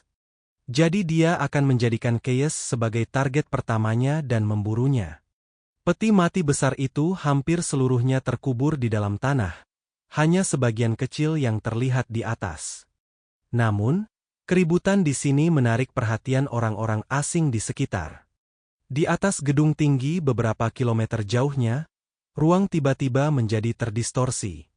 Seorang pria berusia 30-an, mengenakan seragam tempur Angkatan Laut wilayah Laut Cina Timur, muncul di sini. Dia memandang kabut beracun yang bergulir di kejauhan dan segera melapor ke pusat komando. Sebuah objek mencurigakan yang diluncurkan musuh telah ditemukan, dan titik pendaratannya terletak di utara Karadoujan. Li Tianyang melihat peta dan memastikan arahnya, yang masih jauh dari arah lembah kabut. Dia mengerutkan kening. Apa yang diluncurkan orang-orang dari Kolombia ke langit? Seorang perwira staf di dekatnya berkata, "Pertama-tama, kita bisa menyingkirkan mutan." Metode peluncuran semacam ini sulit untuk ditahan bahkan oleh mutan yang kuat. Wu-11 adalah kandidat yang paling mungkin. Jarak dari kapal Jenderal Horn ke titik pendaratan objek misterius itu lebih dari 10 kilometer. Seseorang dimasukkan ke dalam kotak besi, diluncurkan seperti bola meriam, dan kemudian jatuh dengan keras dari ketinggian. Bahkan jika itu adalah mutan wanita kuat murni seperti Baiki Changqing, dia akan kehilangan separuh nyawanya jika dia tidak mati. Jadi menurut akal sehat, tidak mungkin dia mutan. Li Tianyang sangat setuju dengan pendapat petugas staf tersebut. Karena inilah yang dibutuhkan pihak lain, kita tidak boleh membiarkan mereka mendapatkannya. Situasi medan perang saat ini menguntungkan kita. Selama kita menghentikan bala bantuan mereka, esensi dewa akan menjadi milik kita. Ketika dia mengatakan ini, matanya melirik Situsin dan petugas lainnya dari wilayah Jiangnan secara sengaja atau tidak sengaja. Aku khawatir di masa depan, wilayah Jiangnan, atau lebih tepatnya Keyes, akan menjadi pesaing terbesar mereka. Situsin tersenyum tetapi tidak mengatakan apapun. Li Tianyang berkata kepada Bai Je yang muncul di dekatnya, "Perhatikan dan hancurkan benda itu sambil memastikan keselamatan." Bai De menjawab, "Diterima." Dia menatap kabut beracun yang membumbung ke depan, dan tidak dapat lagi memastikan objek yang jatuh ke tanah melalui matanya atau peralatan teleskopiknya. Jadi Bai Je mengemasi perlengkapannya, memegang senapan hitam khusus, dan berjalan hati-hati ke arah itu.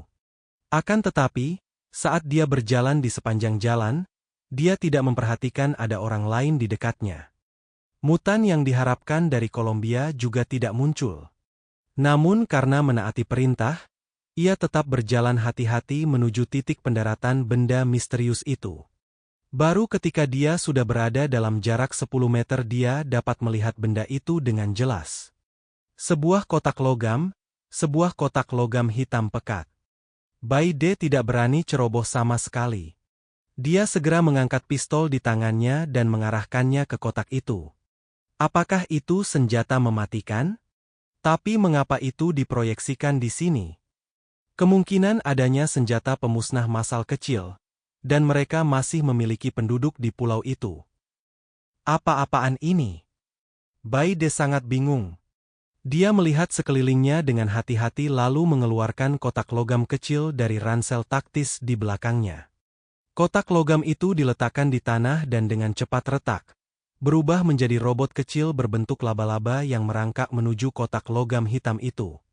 Robot laba-laba dengan cepat memanjat kotak logam, mengeluarkan 2 garis merah dari detektor, dan mulai memindai kotak logam tersebut. Tetapi pada saat ini, kotak logam itu tiba-tiba bergetar hebat. Hahaha. Ada retakan pada kotak itu, dan asap putih tebal keluar darinya. Bai Je tidak ragu-ragu dan segera menggunakan kemampuan khususnya. Wilayah hitam. Murid-muridnya memancarkan cahaya yang sangat gelap. Hanya dalam waktu singkat, sebuah area hitam besar muncul dengan dia sebagai pusatnya. Tidak ada yang dapat dilihat dan tidak ada cahaya yang dapat menembus area tersebut. Hanya Bai De sendiri yang bisa melihat semua yang terjadi di area ini. Retakan pada kotak logam hitam itu membesar dan menimbulkan bunyi berderit, seakan-akan ada sesuatu yang perlahan-lahan menariknya hingga terbuka. Bai De segera mengangkat senjatanya dan menembak. Senapan khusus hitam juga menggunakan peluru origin, yang dapat menyebabkan kerusakan lebih besar pada inhuman. Bom! Terdengar suara keras, dan kotak logam hitam itu tiba-tiba meledak. Pelat logam tebal pecah dari tanah dan beterbangan kemana-mana. Makhluk telanjang yang menyerupai monster muncul dari tanah. Tubuhnya berwarna putih menyeramkan, seperti zombie yang telah direndam dalam air. Otot-ototnya terpelintir dan menggembung, dan dia tampak seperti akan meledak kapan saja. Terutama kepalanya yang terlihat seperti bola basket besar. Keberadaan seperti itu sebenarnya tidak langka, namun biasanya hanya muncul pada mayat dan disebut gigantisme. Namun, yang memenuhi jasad arwah orang yang telah meninggal bukanlah banjir mikroorganisme dan gas, melainkan obat-obatan yang jumlahnya berlebihan. Atau kita dapat mengatakan bahwa dia adalah semacam eksistensi antara yang mati dan yang hidup. Peluru asal yang ditembakkan Bai De mengenainya dengan suara, berderak. Namun peluru itu bahkan tidak menggores kulitnya. Jiwa kematian baru saja dibuka, dan matanya dipenuhi kebingungan. Namun, saat dia merasakan peluru di tubuhnya dan orang yang hidup di depannya, niat membunuh yang haus darah tiba-tiba muncul di matanya yang bingung. Bai De merasakan hawa dingin di sekujur punggungnya. Monster itu berada di area gelap dan tidak mungkin melihatnya.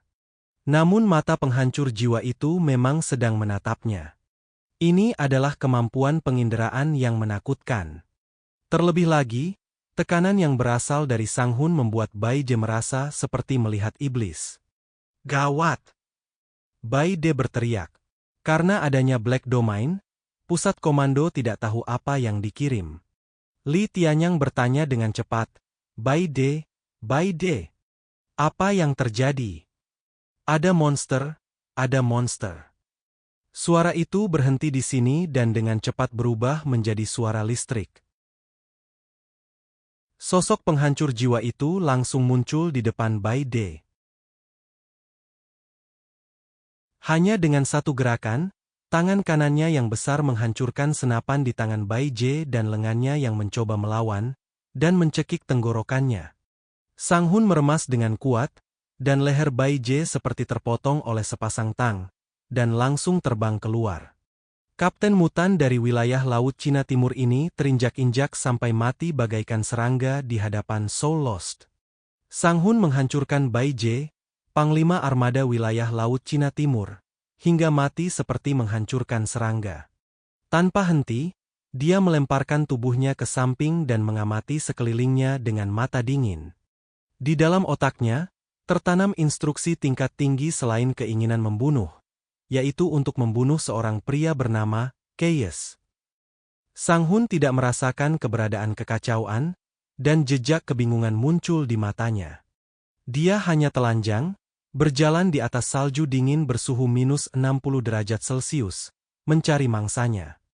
Pada saat pusat komando negara Huasu mengonfirmasi kematian Bai Je, anak buahnya telah menghilang dalam kabut beracun yang luas. Dari awal hingga akhir, tidak seorang pun tahu bagaimana Bai Je meninggal. Li Tianyang menjadi semakin tertekan. Melihat wilayah Jiangnan memenangkan pertempuran satu demi satu sementara mereka menderita kekalahan satu demi satu, perasaan ini membuatnya kehilangan muka di seluruh pusat komando. Tetapi sekarang dia tidak punya pilihan lain selain marah. Dia bahkan tidak tahu apa yang tersembunyi di dasar peti mati logam itu. Pusat komando hanya dapat memberitahu semua orang agar ekstra hati-hati. Seiring berjalannya waktu, berbagai tim mutan secara bertahap mendekati wilayah lembah kabut. Sebagian besar tim telah menemukan hal seperti Source Elf selama proses eksplorasi. Siapapun yang selamat akan mendapat pahala yang besar. Sedemikian rupa sehingga setelah pengalaman ini, para pemimpin puncak kedua wilayah akhirnya menyadari mengapa wilayah Shengjing mampu memperoleh kekuatan yang melampaui seluruh kerajaan Huasu lebih awal dari mereka. Selain memiliki senjata dan sistem militer terkuat, mereka juga pernah menemukan esensi dewa di pegunungan Qinling. Ternyata nilai esensi dewa bukan hanya dapat membantu manusia menerobos batasan kemacetan level delta. Hanya zat-zat penyerta dari esensi dewa saja dapat menciptakan orang-orang kuat yang banyak jumlahnya. Oleh karena itu, sebagian besar tim tertinggal dan mulai memfokuskan tujuan utama mereka pada perburuan peri sumber. Hanya Billy the Kid, Four Spirits dan yang lainnya yang masih mengarahkan pandangannya kepada esensi dewa. Namun, tim seperti di wilayah Jiangnan dan mutan asing di pasukan gabungan juga memahami bahwa esensi dewa tidak ada hubungannya dengan mereka. Sebaliknya, jika aku menemukan peri sumbernya, masih ada kemungkinan ia akan jatuh ke tanganku. Kota S1 MCHE Pronunciation Kibe terletak di timur Laut Foggy Bottom. Berikut adalah pasukan iblis dari wilayah Jiangnan. Dipimpin oleh Kapten Lu Huang, mereka perlahan mendekati lembah kabut. Berdasarkan pengalaman, Qi Wei menemukan bahwa semakin dekat ke area inti sumber dewa, semakin tinggi kemungkinan munculnya peri sumber. Namun saat ini, tujuan mereka adalah memburu peri sumber. Seluruh tim iblis beranggotakan 10 orang. Ini juga salah satu dari sedikit tim yang masih beroperasi sebagai sebuah kelompok. Adapun Yuan Qian, Anda dapat merujuk pada bajak laut Tianlong. Dalam pertarungan antar mutan tingkat tinggi, jika kesenjangan level terlalu besar, keunggulan jumlah jelas akan menjadi keuntungan nyata. Sebaliknya, hal itu mungkin menjadi suatu beban. Namun bagi Demon Squad, keberuntungan mereka selalu baik. Sejak mereka mendarat di pulau itu hingga sekarang, mereka belum pernah berhadapan dengan organisasi mutan manapun dari pasukan gabungan. Alasan yang paling mungkin adalah Zhang Yi membunuh terlalu banyak mutan dari pasukan gabungan, yang menarik sebagian besar perhatian.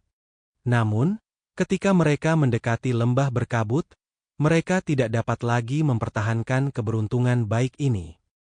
Lu Huangqi berada dalam kabut beracun, dan di sampingnya ada wakil Kapten Liu yang tinggi dan proporsional. Adapun 10 anggota tim yang tersisa, mereka menyebar dan mencari intelijen di sekitar.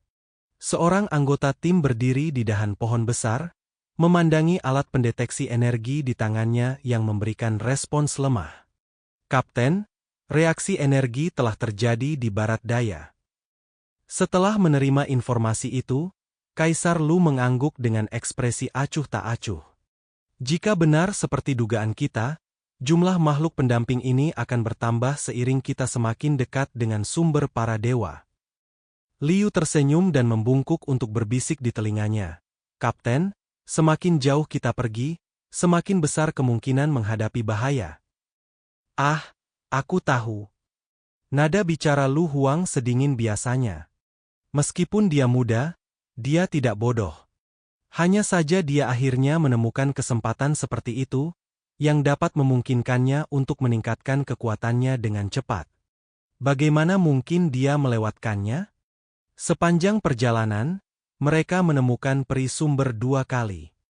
Kekuatan seluruh tim iblis telah ditingkatkan. Sedangkan untuk dirinya sendiri, indeks kemampuannya saat ini telah mencapai sekitar 9.500 poin. Tentu saja, indeks kemampuan adalah konsep yang perlu dievaluasi oleh organisasi profesional. Hanya mutan tingkat tinggi yang dapat membuat penilaian mereka sendiri berdasarkan pengalaman mereka. Jika aku dapat melangkah lebih jauh, dan bahkan menemukan roh sumber besar yang mereka bicarakan, akankah aku dapat mendekati Ipsilon? Ekspresi penuh harap tampak di mata Lu Huang. Pada akhir zaman, kekuatan adalah segalanya. Jika suatu hari nanti aku memiliki kekuatan yang tak tertandingi, bahkan jika penampilanku jelek, aku akan dikenali oleh semua orang. Dia berkata pada dirinya sendiri. Anggota tim yang menemukan fluktuasi energi terus bertanya, apakah kau ingin melanjutkannya? Kaisar Lu berkata cepat, jangan khawatir. Semua orang, ikuti rencana awal dan bergerak menuju sumber energi dengan cara yang tersebar. Hati-hati, jalan akan menjadi semakin berbahaya mulai sekarang. Para anggota tim menjawab serempak melalui saluran komunikasi. Ya, Kapten. Di tengah kabut racun yang pekat itu, garis-garis cahaya menyebar bagaikan meteor dan kemudian melesat menuju ke arah sumber energi. Lu Huang berbalik dan menatap wakil kaptennya Liu. Liu, ikuti aku baik-baik. Tatapan matanya dan ekspresinya sedingin es, seolah dia tidak tertarik pada dunia luar. Begitu tampannya hingga tampak tidak nyata, seperti topeng. Tetapi ketika berbicara dengan Liu, dia akan mencoba membuat suaranya sedikit lebih hangat. Aku sudah bisa merasakan bahayanya. Dia menarik napas dalam-dalam dan berkata, saat aku tak bisa lagi mengendalikan niat membunuhku, kau harus menghentikanku tepat waktu. Aku takut dirasuki setan. Liu menunjukkan senyum yang sangat manis di wajahnya. Dia dan Lu Huang berpikir bahwa Jian Chen adalah dua orang yang sangat tidak cocok. Dia mengulurkan tangannya untuk merapikan rambutnya yang panjang. Karena perbedaan tinggi badan mereka lebih dari 20 cm, ketika dia berbicara dengan Lu Huang kebetulan melihat pikirannya yang luas. Ya, Kapten. Setelah melihat beberapa detik, Kaisar Lu diam-diam menoleh dan melihat ke kejauhan. Ayo pergi. Jauh di dalam kabut tebal, sebuah lubang besar muncul. Dilihat dari bangunan-bangunan di sekitarnya, ini mungkin dulunya adalah tempat parkir bawah tanah yang sangat besar. Jauh di dalam lubang, berdiri sebuah sangkar besi yang terbuat dari logam berwarna abu-abu perak. Seorang peri berwarna merah menyala diikat di dalam sangkar, menatap kosong ke langit. Dan dalam bayangan itu, seekor monster besar tengah menatap tempat ini dari jauh. Ada puluhan mata di kepalanya, dan cairan hijau mengalir keluar dari mulutnya, yang telah menimbulkan korosi dan menembus lempengan batu di tanah. Angin bertiup. Itulah angin yang diciptakan oleh mangsa yang bergerak cepat. Di antara bangunan-bangunan di sekitarnya, beberapa helai benang sutra merah tipis dan panjang yang hampir tidak terlihat juga ikut bergerak. Berdasarkan respon energi yang terdeteksi, anggota Demon Squad segera mendekati area tersebut. Kabut beracun yang pekat adalah salah satu bahaya terbesar di sini.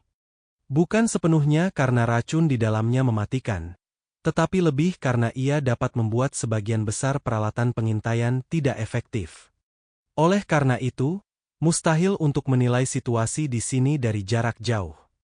Namun, di antara anggota pasukan iblis, tentu saja ada beberapa yang pandai dalam pengintaian. Seorang pria aneh jatuh dari langit, tubuhnya melayang seperti layang-layang. Ia jatuh ke tanah dengan keempat kakinya, dan tubuhnya tiba-tiba membengkak, perutnya mengembang beberapa kali, dan tenggorokannya menjadi rata dan tebal. Dukun. Ia membidik ke arah area di depan dan mengeluarkan suara seperti katak. Suara itu menyebar dalam bentuk kipas, dan setiap suara yang terpengaruh sepanjang jalan akan disalurkan kembali ke otaknya. Meskipun Anda tidak dapat melihatnya secara langsung dengan mata, Anda dapat menilai situasi dasar di depan melalui gema. Gelombang suara dengan cepat menyapu area di depan. Dia menemukan lubang terbuka yang besar dan roh-roh sumber yang memancarkan energi berapi-api di dalamnya. Sang manusia katak sangat gembira dan segera melaporkan penemuannya kepada Kaisar Lu. Targetnya ketemu, dikonfirmasi sebagai roh sumber. Namun, hanya satu yang ditemukan. Lu Huang mengerutkan kening, hanya satu. Benda-benda itu biasanya bergerak berkelompok, dan sangat jarang terlihat hanya satu. Kaisar Lu berpikir selama 2 detik dan segera berkata, "Hati-hati, itu mungkin jebakan." Manusia katak itu tersenyum dan berkata, "Jangan khawatir, Kapten. Kami belum menemukan jejak musuh di dekat sini. Kami aman." Begitu dia selesai bicara, gumpalan benang sutra putih yang tak terlihat mengambang diam-diam di dalam kabut beracun yang kental. Saat berikutnya, tanah di bawah kaki manusia katak itu tiba-tiba retak. Seutas benang sutra putih seperti kabel baja melesat ke langit dan mengikatnya dengan erat. Sang manusia katak menunduk dengan ngeri, dan melihat lubang yang dalam di tanah di bawah kakinya. Di dasar lubang itu tergeletak seekor laba-laba tutul yang besar. Semua benang putih itu adalah jaring laba-laba yang dimuntahkannya. Bertonton jaring laba-laba telah menyebar di seluruh lubang, meliputi area seluas beberapa meter persegi. Ini jebakan besar. Wajah manusia katak berubah dan dia berusaha mati-matian untuk melepaskan diri. Tetapi seluruh tubuhnya terikat erat dan dia tidak dapat melepaskan diri dari jaring laba-laba yang lebih kuat dari batang baja. Serangan musuh.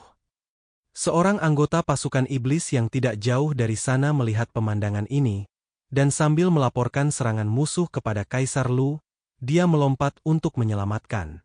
Namun, saat mereka muncul, sekelompok pria berseragam tempur abu-abu kecoklatan muncul dari kedalaman kabut tebal.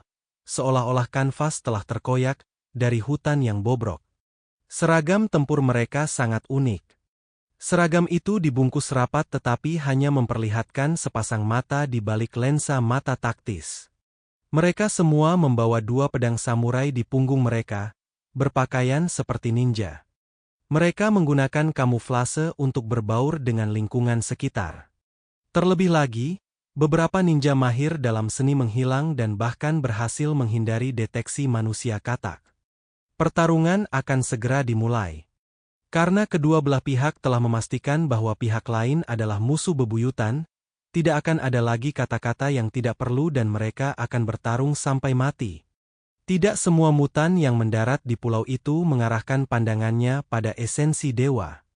Mereka yang tidak kuat akan berpikir bagaimana memaksimalkan kepentingan mereka sendiri. Misalnya, kelompok mutan Jepang ini memasang jebakan, menunggu mutan dari negeri Huasu memakan umpannya. Selama kau bisa mendapatkan hadiah yang ditawarkan oleh pasukan mutan kerajaan Huasu, itu akan menjadi hadiah yang sangat murah hati. Lu Huang segera bereaksi dan menyadari bahwa mereka telah jatuh ke dalam perangkap musuh.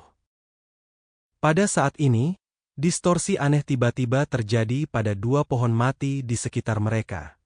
Seolah-olah sebuah pohon telah berganti kulit, Dua ninja melompat turun dengan pedang samurai di tangan. Tatapan mata Lu Huang begitu dingin. Ia membuka tangan kanannya dan retakan mengerikan segera muncul di telapak tangannya. Lalu keluarlah tulang panjang berwarna putih dari dalamnya. Dan ternyata itu adalah sebuah pedang besar yang terbuat dari tulang yang dipoles. Menghadapi serangan dari kedua orang ini, aliran udara hitam keluar dari tubuh Lu Huang. Ia melesat dan melewati kedua ninja itu. Darah menyembur keluar seperti air terjun, dan kedua ninja itu, beserta pedang mereka, terpotong dua di dada. Sejumlah besar darah bercampur dengan organ dalam yang hancur jatuh ke tanah. Seperti jeroan babi yang mengalir keluar ketika perutnya ditusuk saat penyembelihan tahun baru. Dia ninja dari negara Neon Igaryu. Ada lapisan darah di mata Lu Huang, dan dia berbicara dengan nada dingin. Wakil Kapten Liu bergegas mendekat dan bertanya, "Kapten, bagaimana kau mengetahuinya?" Lu Huang berkata, "Ide Ninja Igaryu adalah menggunakan pedang samurai untuk membuat gerakan." Liu meletakkan jari-jarinya di depan topeng dan mengedipkan mata besarnya yang lucu. Dengan gerakannya yang lincah, sosok agung di depannya terus bergetar tanpa sadar. Jadi begitulah adanya. Pertarungan akan segera dimulai, tanpa basa-basi yang tidak perlu. Ketika Lu Huang membunuh dua ninja, pemimpin kelompok ini juga muncul. Dia adalah Mutan Jangkung yang mengenakan seragam tempur putih. Dia dua kepala lebih tinggi dari ninja lainnya, tingginya hampir 2 meter. Ketika dia muncul dari tanah dan tiba-tiba menyerang, kedua anggota tim iblis itu tidak menyadari apapun sama sekali. Hanya dua kilatan cahaya putih yang muncul, lalu kepala mereka melayang tinggi ke udara. Itulah yang dilakukan ninja. Di mata mereka yang penting hanya hasil, bukan metode. Bahkan Ryusuke Tanaka, kepala sekolah IGA, salah satu dari dua kekuatan besar yang independen dari Jepang, masih suka menggunakan serangan diam-diam untuk mendapatkan perlengkapan pertempuran. Saat dia muncul, Kaisar Lu menyadari kehadirannya. Yang kuat selalu dapat menarik satu sama lain, terutama mereka yang memiliki kekuatan terkuat di seluruh medan perang, yang membuat orang secara tidak sadar memberi ruang bagi mereka di medan perang. Pada level ini, sulit bagi mutan level rendah untuk memainkan peran besar dalam pertempuran mereka. Senyum ganas tiba-tiba muncul di wajah dingin Lu Huang, dan dia begitu gembira hingga matanya hampir pecah. Itulah tanda setan bertemu mangsa yang sempurna. Setelah sekian lama menahan diri, akhirnya aku bertemu lawan yang tangguh. Menarik, sangat menarik. Liu menatap mata Lu Huang yang penuh dengan niat membunuh, lalu bergegas mendekat, memeluknya dengan lembut, dan tersenyum serta menghiburnya seperti seorang ibu yang penyayang. "Kapten, tenanglah." Tubuhnya memancarkan cahaya putih lembut, menyelimuti Lu Huang dan perlahan menenangkan warna merah di mata Lu Huang. Namun, dia tidak dapat menenangkan semangat juang yang kuat di mata Kaisar Lu. Setelah mendarat di pulau itu, dia selalu bersemangat untuk meraih kesuksesan dan membunuh musuh. Terutama setelah menerima sinyal pertempuran Zhang Yi satu demi satu, dia menjadi semakin gatal. Hanya karena pengingat dari wakil Kapten Liu, dia tidak mengambil inisiatif untuk mencari musuh. Namun sekarang, musuh telah datang ke hadapannya. "Kenapa kau begitu sopan?" Tepat setelah itu. Bab 1007-1018, lanjutan alur dari komik chapter 633 yang sudah tidak update lagi pun berakhir. Kata-kata hari ini adalah sakit kepala mulu. Jangan lupa klik tombol like dan tinggalkan komentar guys. Jangan biarkan kolom komentar kosong. Itu aja, terima kasih.